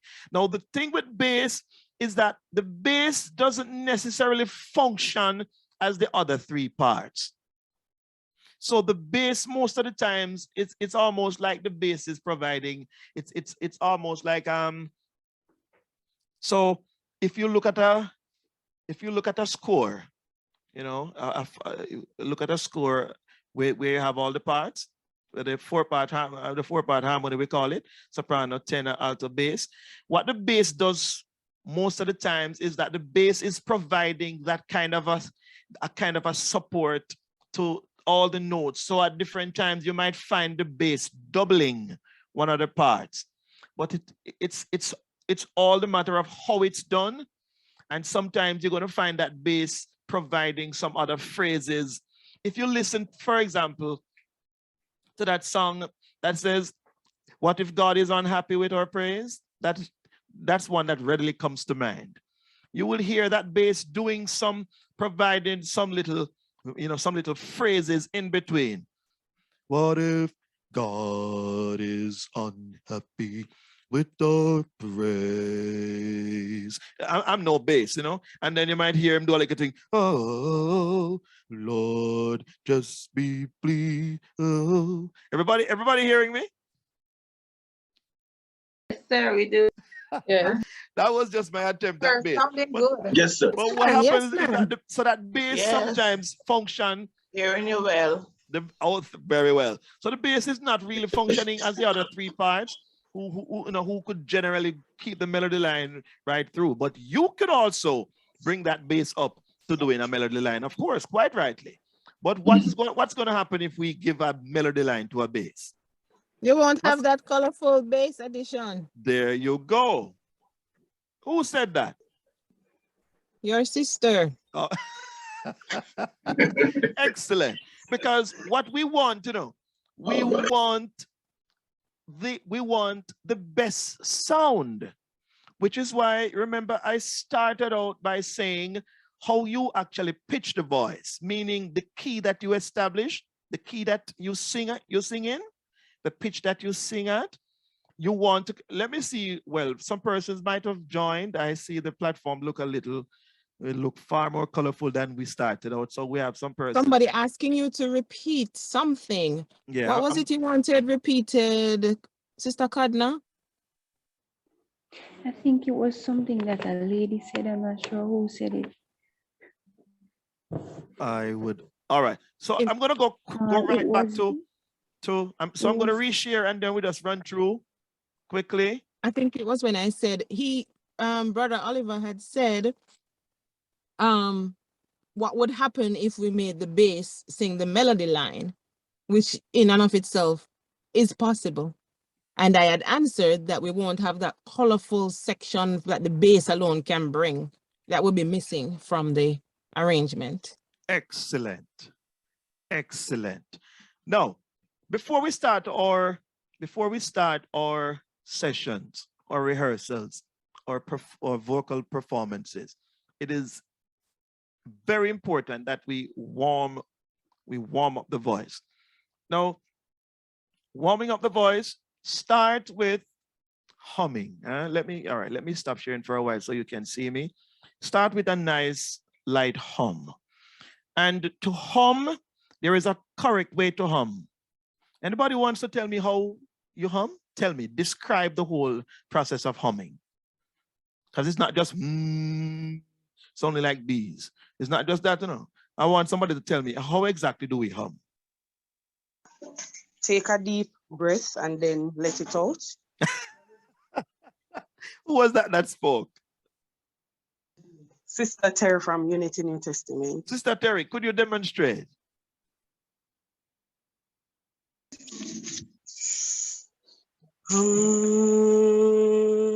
Something like that. All right. No, why I ask you to demonstrate? You know, you said take a breath and then let it out. I found that a little interesting because. All right. Thank you very much. Anybody else? Before I go to speak into it, anybody else wants to tell me how do we hum? Fiona Myrie, I see a hand. Is that a hand raise or is that a part of your display? No, I think it might have been up from before. Sorry. Oh, man, that's fine. That's fine. I just wanted to make sure. Oh, you know, it's actually a part of your display, you know, the white hand on that pink background thing. That's why I thought your hand was raised. But is your hand raised now? So you can take it down. What happened? No, it's not. I was trying to take it off. No, your background has a hand in it. That's why I thought your hand was raised. All right. Anybody else wants to tell me quickly how we hum?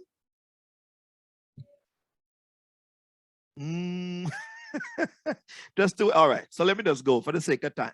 Now to properly hum. I want you to listen to this very carefully, you know, because it's going to sound like it's confusing, but it's Brother not. Oliver. Yes. You got an answer. Somebody say, just the way we would talk. Just say. I saw it in the chat. I'm liking this. But here is how we hum. We close our lips, but we open our mouth. How does that make sense? Somebody explain that. You close your lips, but you open your mouth. So you go ahead. I think I heard something coming from Codner. The person with Codner, yes? I was trying to say that when you close your lips and open your mouth, it means there's space in your mouth where your teeth are not closed, but your lip is closed and you're saying, Excellent. Excellent. I hope you all heard that. Yes. Excellent. Now it's the same system which is employed in creating an acoustic guitar. Everybody knows what an acoustic guitar is. That's the guitar with that hollow body, that opening. Now, for you to be able to hear that guitar, that opening has to be there. The sound resonates in that hollow body of the guitar. So it's the same principle at play. I hope you're following. So when you see people humming and the top layer of the teeth is resting on the bottom layer of the teeth, there is no space for the sound to resonate. And that's going to stop the sound. The sound must resonate. Huh? The sound must resonate. So it's a, I can't really show it. So it's a cup shape. You know, if you're looking at my hands, so this part here represents my lips, and then that hollow opening represents the jaws. And that's how we hum. So we start nice and low, in a nice low key, and then each time we gradually increase in pitch, preferably by semitones. Everybody knows what semitones are? Now, for those of you who don't know, a semitone is the smallest interval in Western music.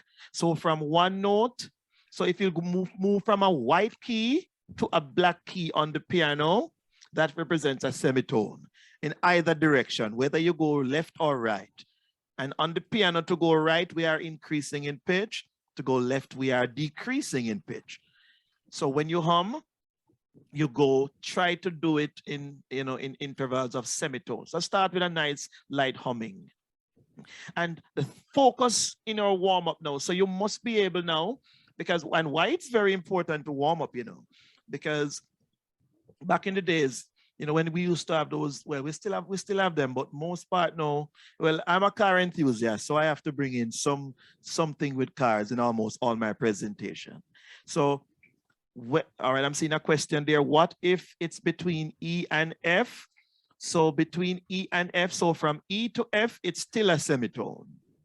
Yes, so you're getting some music lesson there. So the absence of a black key doesn't mean that it's not a semitone. It's still a semitone.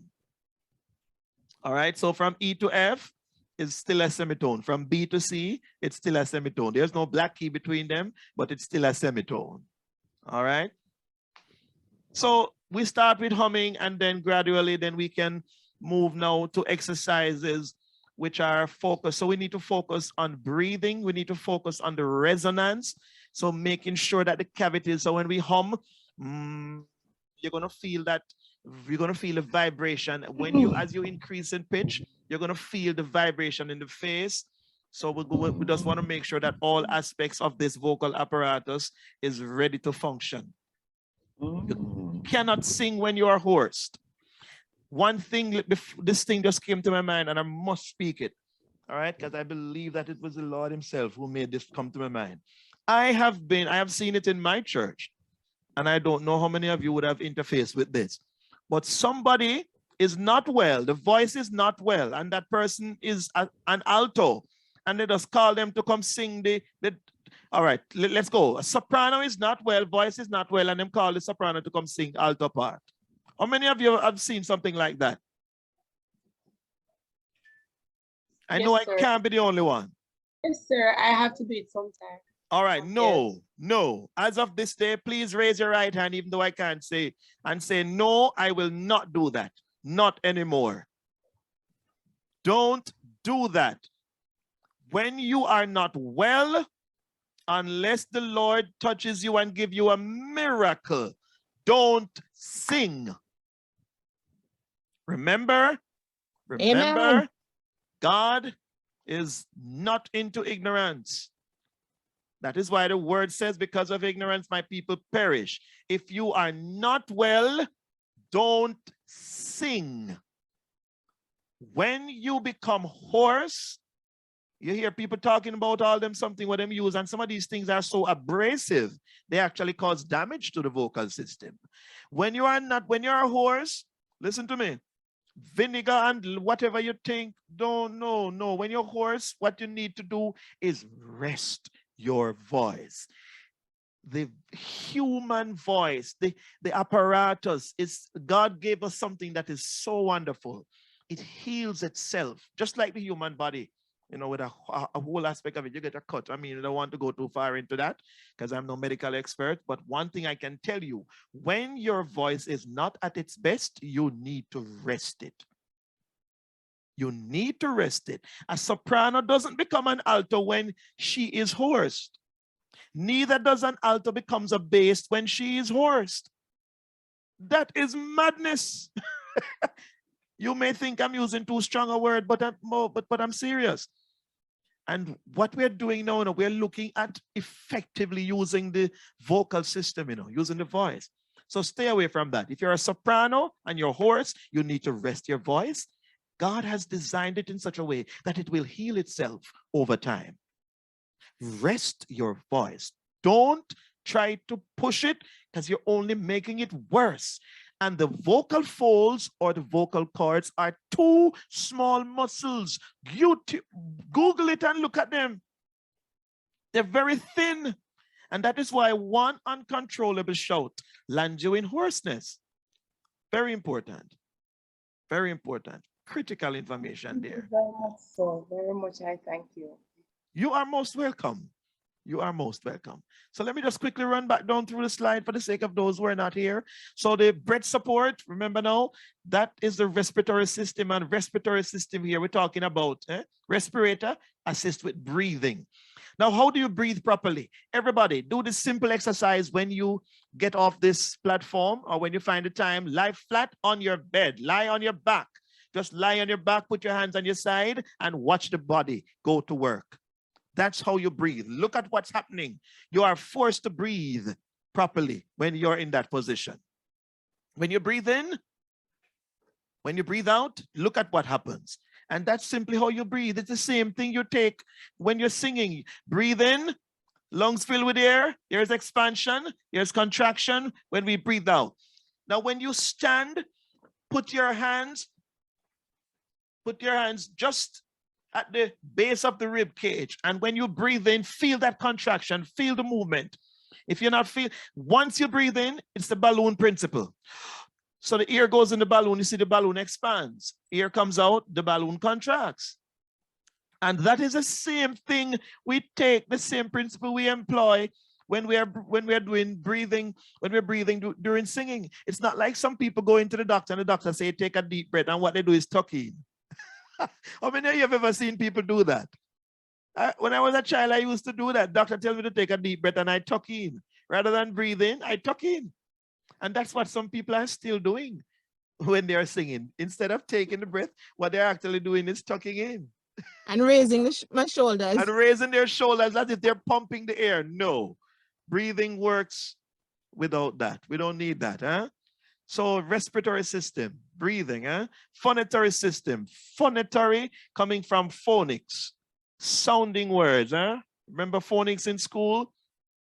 The voice box, the larynx, the voice box where sound is produced, the vocal folds. Remember now, if we put too much pressure on the throat, if we don't use up the support, you're going to be putting pressure on the vocal folds, and that's what is going to happen, and that's what causes the hoarseness. The resonatory system, and these are all subsystems of the vocal system. I'm just running through now for the sake of those who joined late. This presentation, I will make sure it is available. I will make sure it's available on the website. The resonatory system, resonatory, resonance, sound, sound traveling. So here we have the throat, vocal tract, throat, nasal passages, sinuses, mouth. All of those are aspects of the resonatory system, how the sound travels, the quality of the sound, how you engage the nasal cavities. When you get to the high notes, it's not muscle up, you muscle up. You engage the nasal cavities. Engage the nasal cavities, So we hum, we start from humming when we are doing the warm-ups, and then we can go. One of the common ones that they normally use in the classical voice training. And by the way, voice training is done in the classical mode for a reason, because that's where most techniques are required in singing. And I can back this up. You don't get the techniques in other genre as you do in classical. And that is why when we do voice, those of us who are voice vocal trainers, we tap into the classical mode of things when we're doing voice training. Because you see the breathing at work, you see the vocal apparatus coming to life. The resonatory system. So we have to know how to open the mouth. There are some sounds that you get it when you are, that requires wide-mouthedness. but you have a thing that we call covering. So if you are too wide, it's gonna almost sound brawling. Anybody know that word? Brawling or vulgar. You don't want it too wide, so you open but you cover. Oh, it's covered instead of You don't want nothing so graspy and scary. I hope I didn't scare anyone. I didn't scare anyone, did I? Let me just check to make sure everybody's still there. Everybody's still here.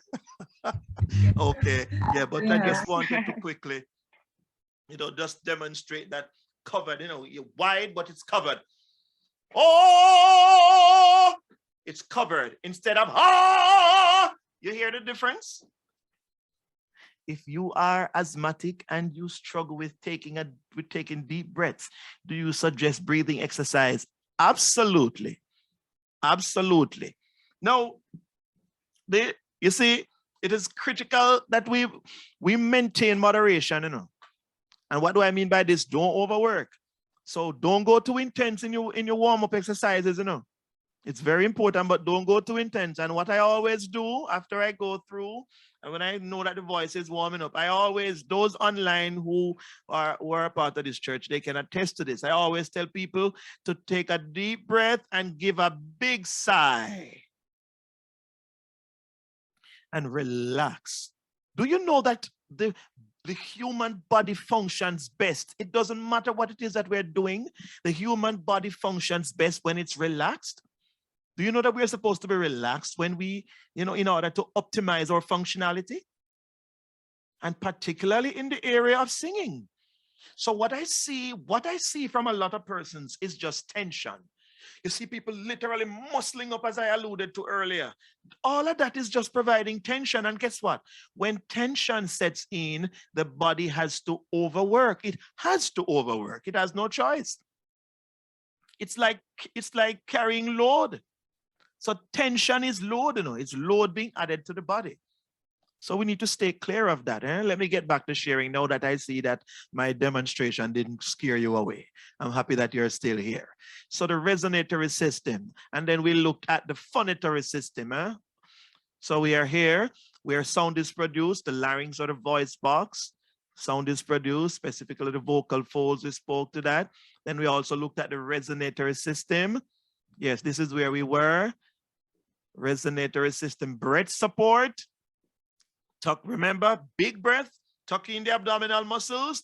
It's not that you muscle up, there's a difference. You tuck in the abdominal muscles. When you take that big breath, you will feel the expansion, and that is how you're going to guarantee the support comes now.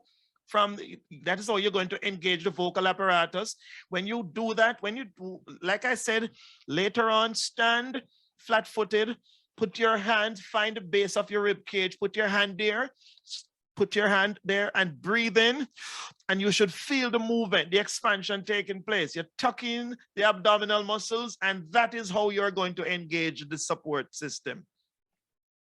And remember now, so you can only sing on exhaled air. So you can't keep it all in. You sing on exhaled air.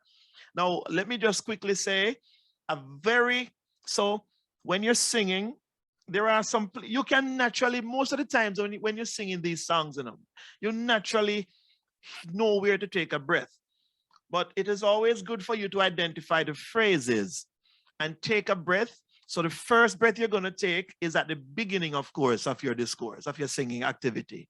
And then always try to take a breath at the end of the phrase. At the end of one phrase means you're going to be at the beginning of another phrase. Because there are sometimes you'll have to take quick breaths, but you don't want to be taking breath at some awkward points in the song, and there are some words you don't want to be separating. One of the songs, whenever I do vocal training, whenever I work with persons, I always go for the anthem. The anthem shows you up. It shows you up whether you have good breathing technique or not. How many persons knew that? The anthem shows you up. You don't have good breathing technique. Yes. The anthem, Jamaican national anthem, will show you up. Eternal Father, bless. No. All of that is one phrase. Eternal Father, bless our land. One phrase. Breath, guard us with thy mighty hand. Another phrase. Keep us free from evil powers.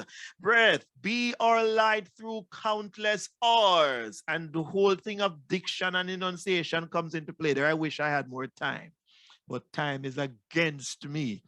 So let's just wrap this up quickly. Breath support. All right. So the air flows up the whole vocal apparatus there. Like I said, this will be made available on the site. Phonation, vocal fold, vibration, the whole thing of how it works, how sound is produced. So the vocal fold vibration is the sound source. It is also called phonation system 2. The vocal folds are two small muscles. That's why we get hoarse so quickly. Two small muscles that have a moist covering within the larynx. When you breathe, the vocal folds are open to allow air to flow from your upper airway into your trachea and lungs.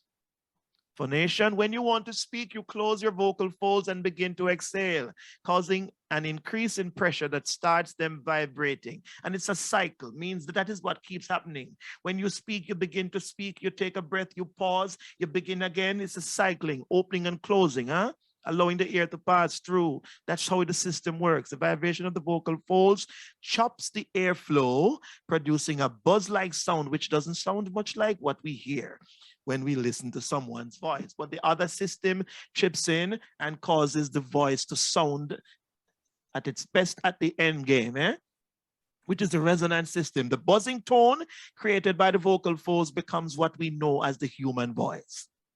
Marvelous. That is why when the Bible says that we are fearfully and wonderfully made, a serious something, serious something, fearfully and wonderfully made. Amen. Do I get an amen to that? Amen. Amen. Indeed. Resonance is the shaping and amplification of the Amen, sound Brother waves. Oliver. Wonderful. Of the resonance is the shaping and amplification of the sound waves of the vocal tone. The length and shape of the vocal tract influences the shaping of this tone. Let me go back to that.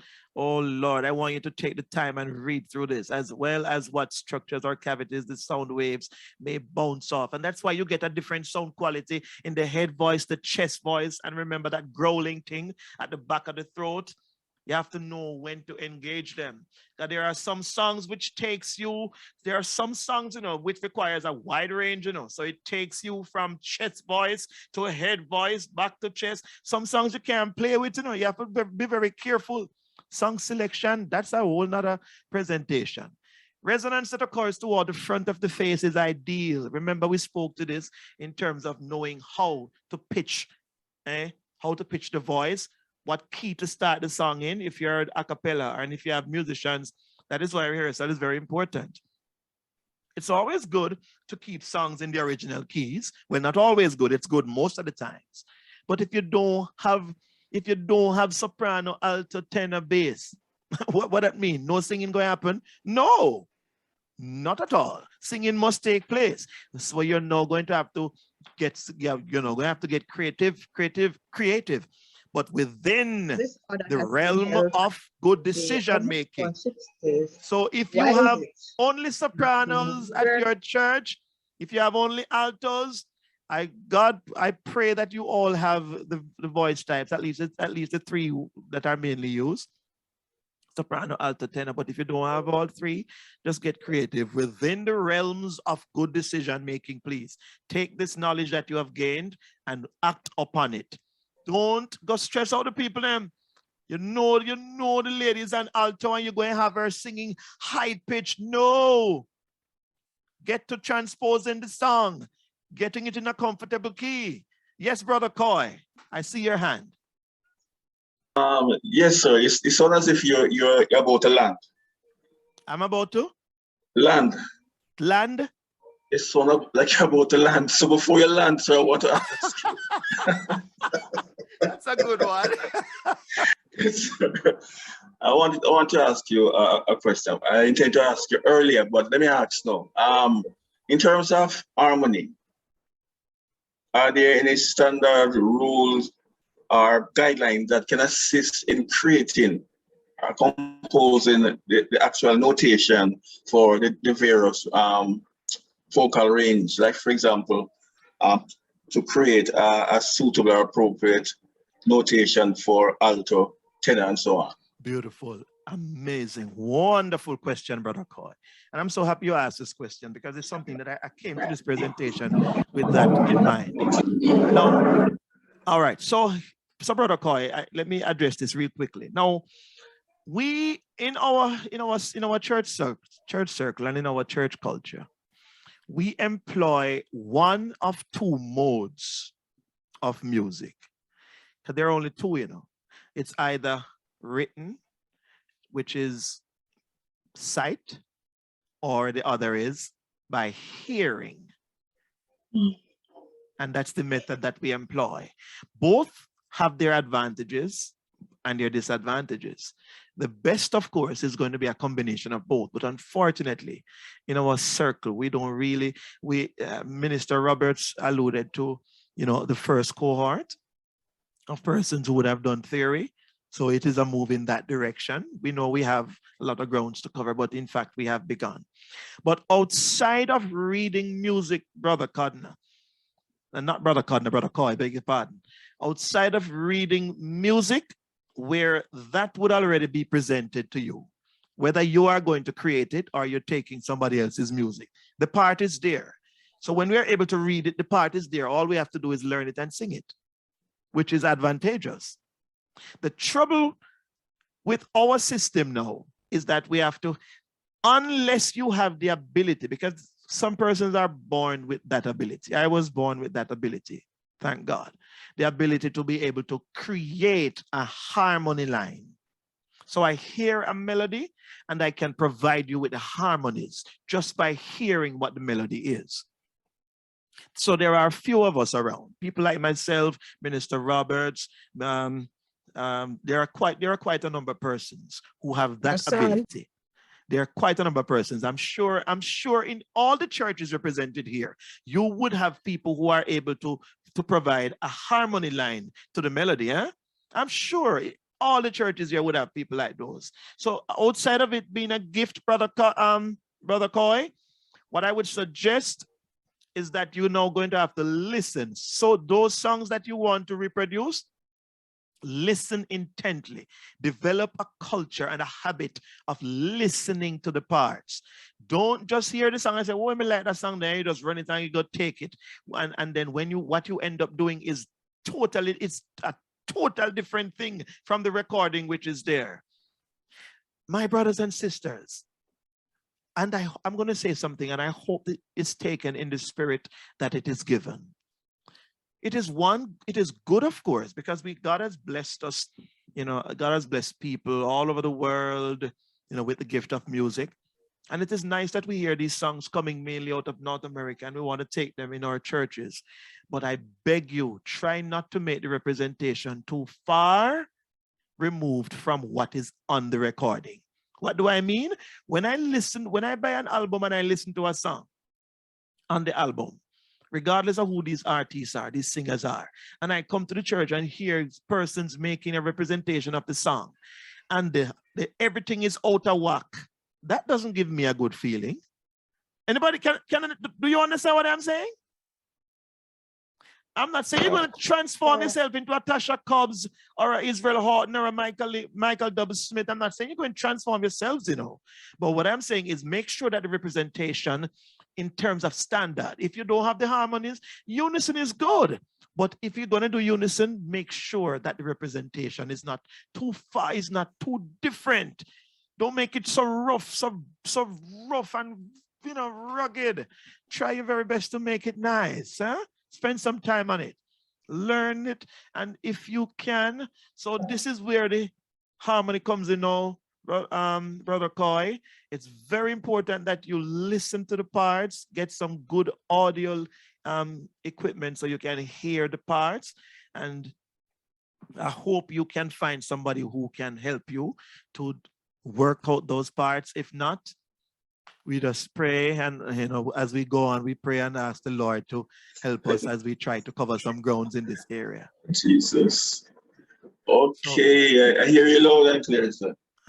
All right, So my that's if, brother. so that's if I'm gonna have to be like a scientist in a lab dissecting something. I pray that the Lord God will be with you, my brother. Yes, Wonderful, wonderful. But the thing is just for us to aim high, because we have gifted people all over the New Testament, and that is why this unit is seeking to unearth some of these talents, because we know we have talents out there. And were it not for the limitations that we have suffered, with the onset of the pandemic, we would have been launching workshops at strategic locations. But you will hear more about that, so we can bring in the leaders at the various churches at the local level, bring them into one, location and get some training Can you drop going. off a bit, Jada? Beg your pardon? That was an unmuted mic. But yes, Okay. Brother Scott, because in the chat, persons have been thanking you for this wonderful, insightful presentation, and have been asking for vocal training to be conducted. Island-wide, persons from Montego Bay, Trelawney, have been asking. Excellent. So the website was posted where the recording of the session will be.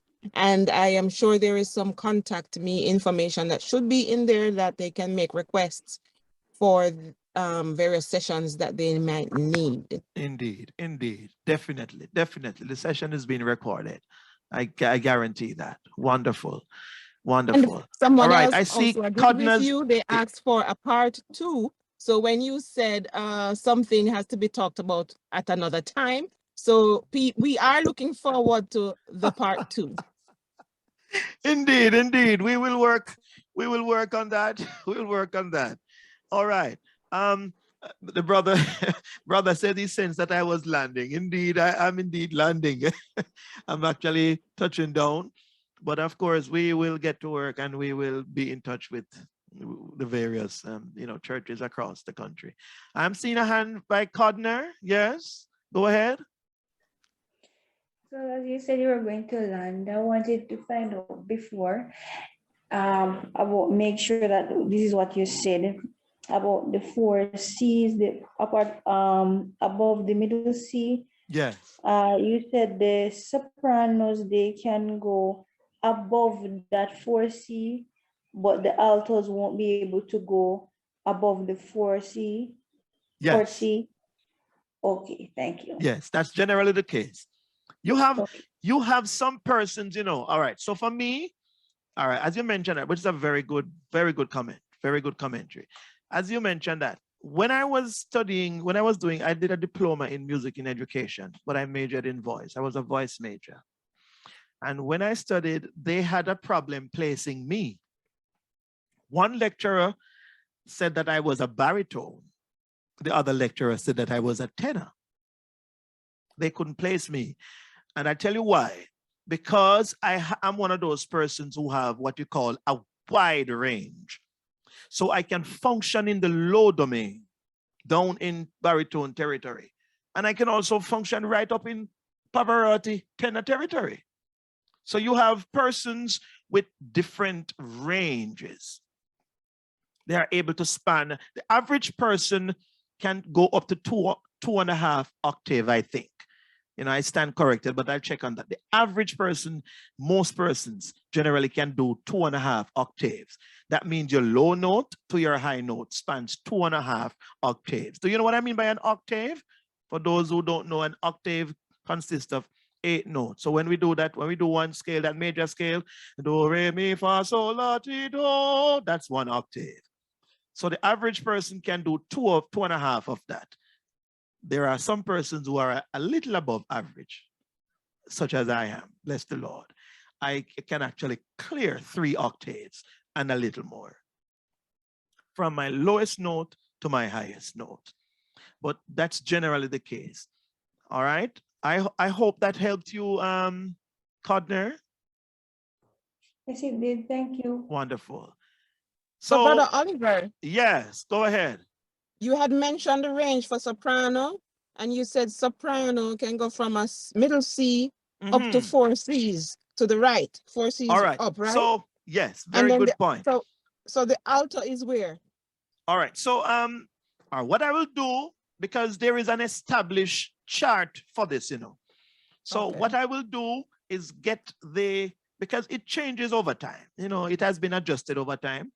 But so generally what happens when you're able to function within that range, it don't mean that you have 4 octaves. In other words, so you will hear some sound, but as it is with a bass, what distinguishes a bass from a tenor is the sound of the low notes.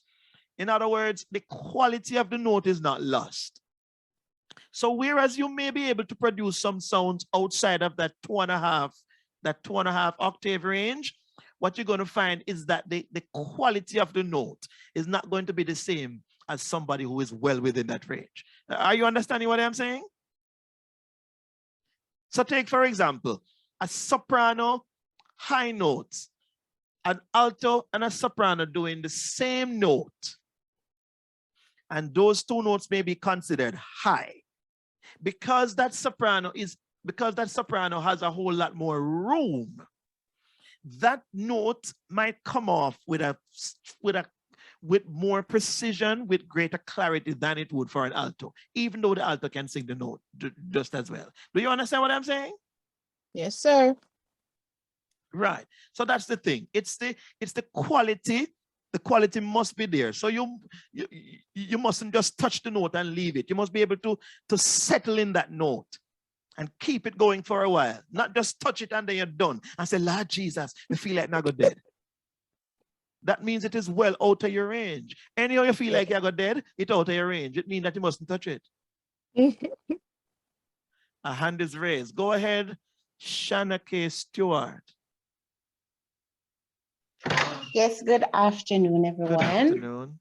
I would like to know, how do we help a person that no matter how much you give them their parts, they keep singing your part as soon as you start to sing it?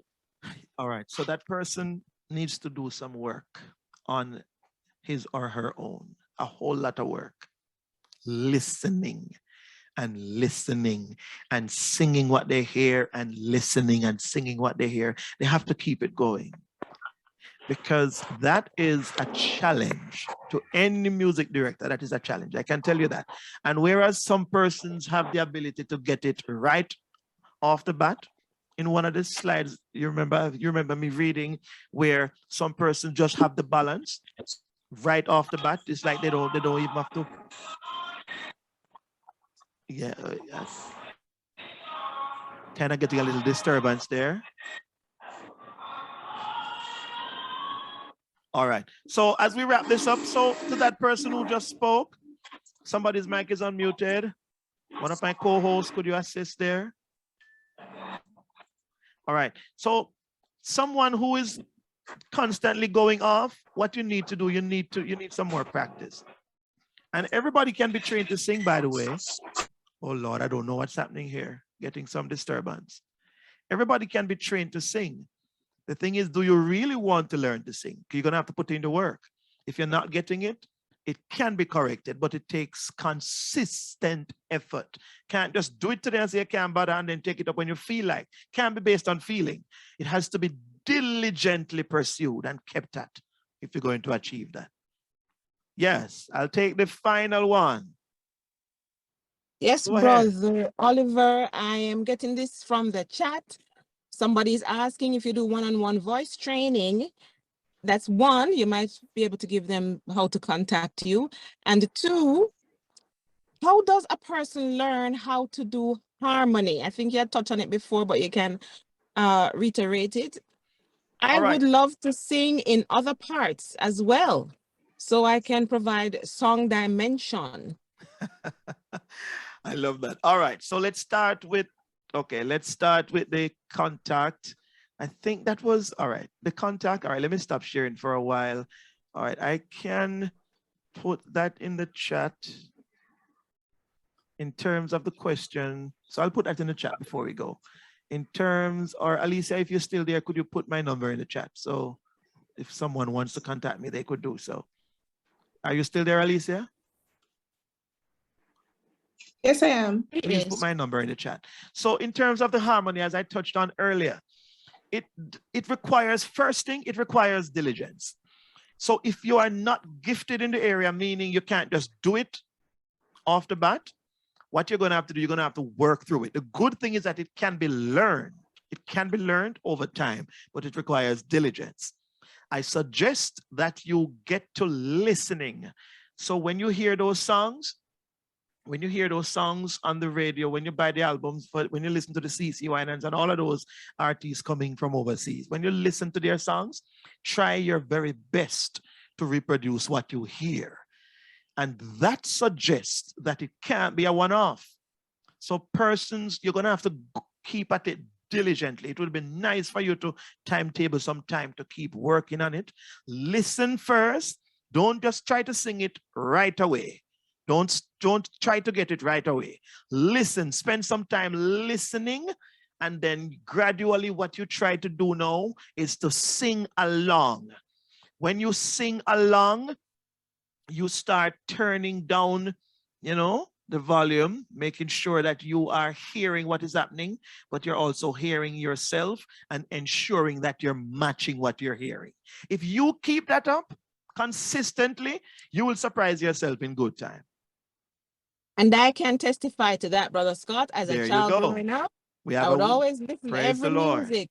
I try to find the parts. If the melody line is too high, I sing the harmony part and try to match it. Just as you say, consistency. And eventually it comes natural. Go ahead, Annalise.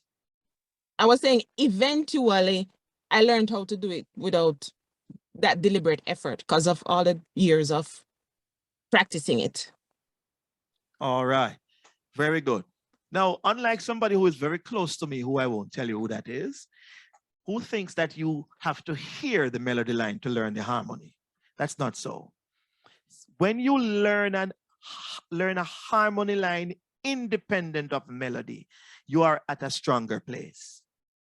When you learn a harmony line independent of a melody line, you are at a stronger place. What do I mean? It sticks with you. It's more likely to stick with you. And by the way, melody and harmony is the same thing, a succession of notes appearing one after the other. That's what melody is. That's the musical fancy definition of melody, a succession of notes coming one after the other. Because that is note after note, and it's arranged in a particular sequence. So the whole elements of music come into play here. But melody line, succession of notes. Is notes make up melody line, and is notes make up harmony line too? So why can you not learn harmony just as you learn melody? That is how you should do it. So my sister who asked about learning the harmonies, look here, the truth is, as hard as you think this may sound, we have a lot of people who want to sing, but they're lazy. You can't want to sing and lazy. You see, if you're really passionate about it, don't tell me, show me. So rehearsals, you cannot have a good rehearsal under 2 hours. You cannot have a good rehearsal under 2 hours. I sing along that. And I am generalizing here.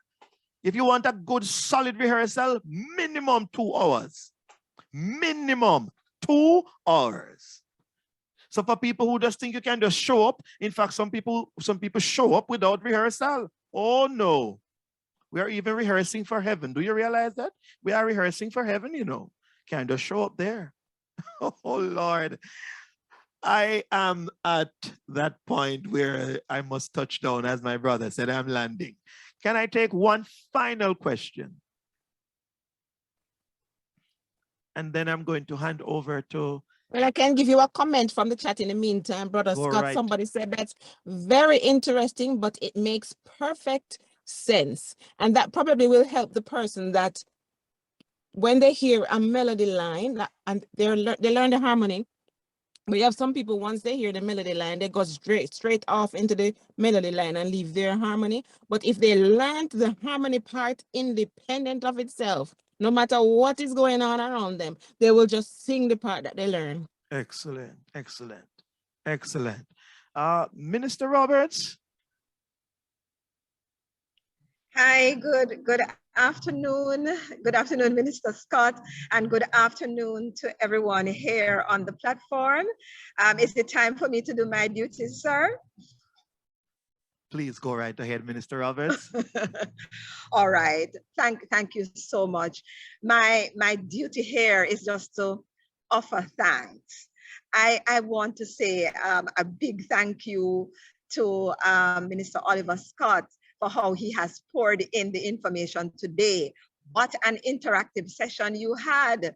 I mean, you had me in stitches at one point when you start bawl out your throat hole, you know, on that particular note that you gave.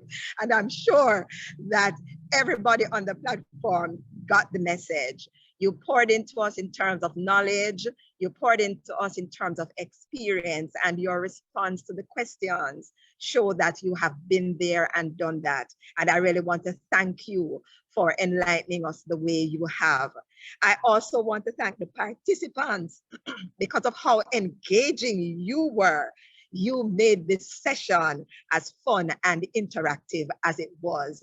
I realize that you're coming from all over Jamaica, from Trelawney, from St. Mary, Unity, which is in St. Andrew, if my memory serves me right. You're coming from all over. Thank you for being here. I want to say, I hear some of you crying for more. And if I were in your position, I'd say, yeah, we want more, we want more. More will be provided to you, of course. And we have created a platform that you can have access to some of the more that you're asking for. And that platform is our website. I think, Alicia, you have a flyer for the website. I don't know if Alicia has the privilege to share screen, but if she does, I'm going to ask Alicia to share the screen. On the website, you will see educational videos that address some of the things you're asking for. And of course, because it's website, we'll be expanding the content. We are instructed by some of the requests that you're making today, and we are going to be creating content to help to facilitate you in some of the areas that you have asked for. We also have a YouTube page that is associated with the website. Yes, we want you to access the YouTube page, but note that the YouTube page is mainly for video presentations, such as the presentation that is done today. But on our website, you will be able to access much more than that. There is printed information on doing music ministry, guidelines for music ministry, a whole, I'm not remembering everything that is listed there, but printed information is there. And in addition, we are adding audio features. We have started to add audio features where we have done the hard work, so to speak, of working through harmonies for specific songs, and we will be expanding that content. So by the end of February, you'll be able to access music for your Easter services with parts already worked out for you. Wow, I am sure that you will find that beneficial to you. So I'll ask you to subscribe to our channel, but even more so, I'll ask you to visit the website because there is information in terms of educational and training videos, but there are additional resources that are at your disposal. Thank you so much for being here. I said to myself that I think the next time we have a training session that involves choir and ensemble, I'm going to have to ensure that you have 2 whole sessions, maybe 2 whole hours, maybe a whole day, because this session has now developed a reputation of engaging and going way over. It was very interactive. It was very good. We don't have a problem with that as long as your questions are being answered. All right. So every blessing on you. So we're bringing this session to a close now. You will be able to view it again on the website or through the channel. You'll be able to view it again. And there is a song that we will be sending you home with. And so I pray that the blessings of the Lord will continue to be with you, to overtake you even. So let me just pronounce this benediction. May the Lord bless you and keep you. May he cause his face to shine upon you. May he lift up the light of his countenance upon you and give you his peace. Enjoy the ministry of this song as you go.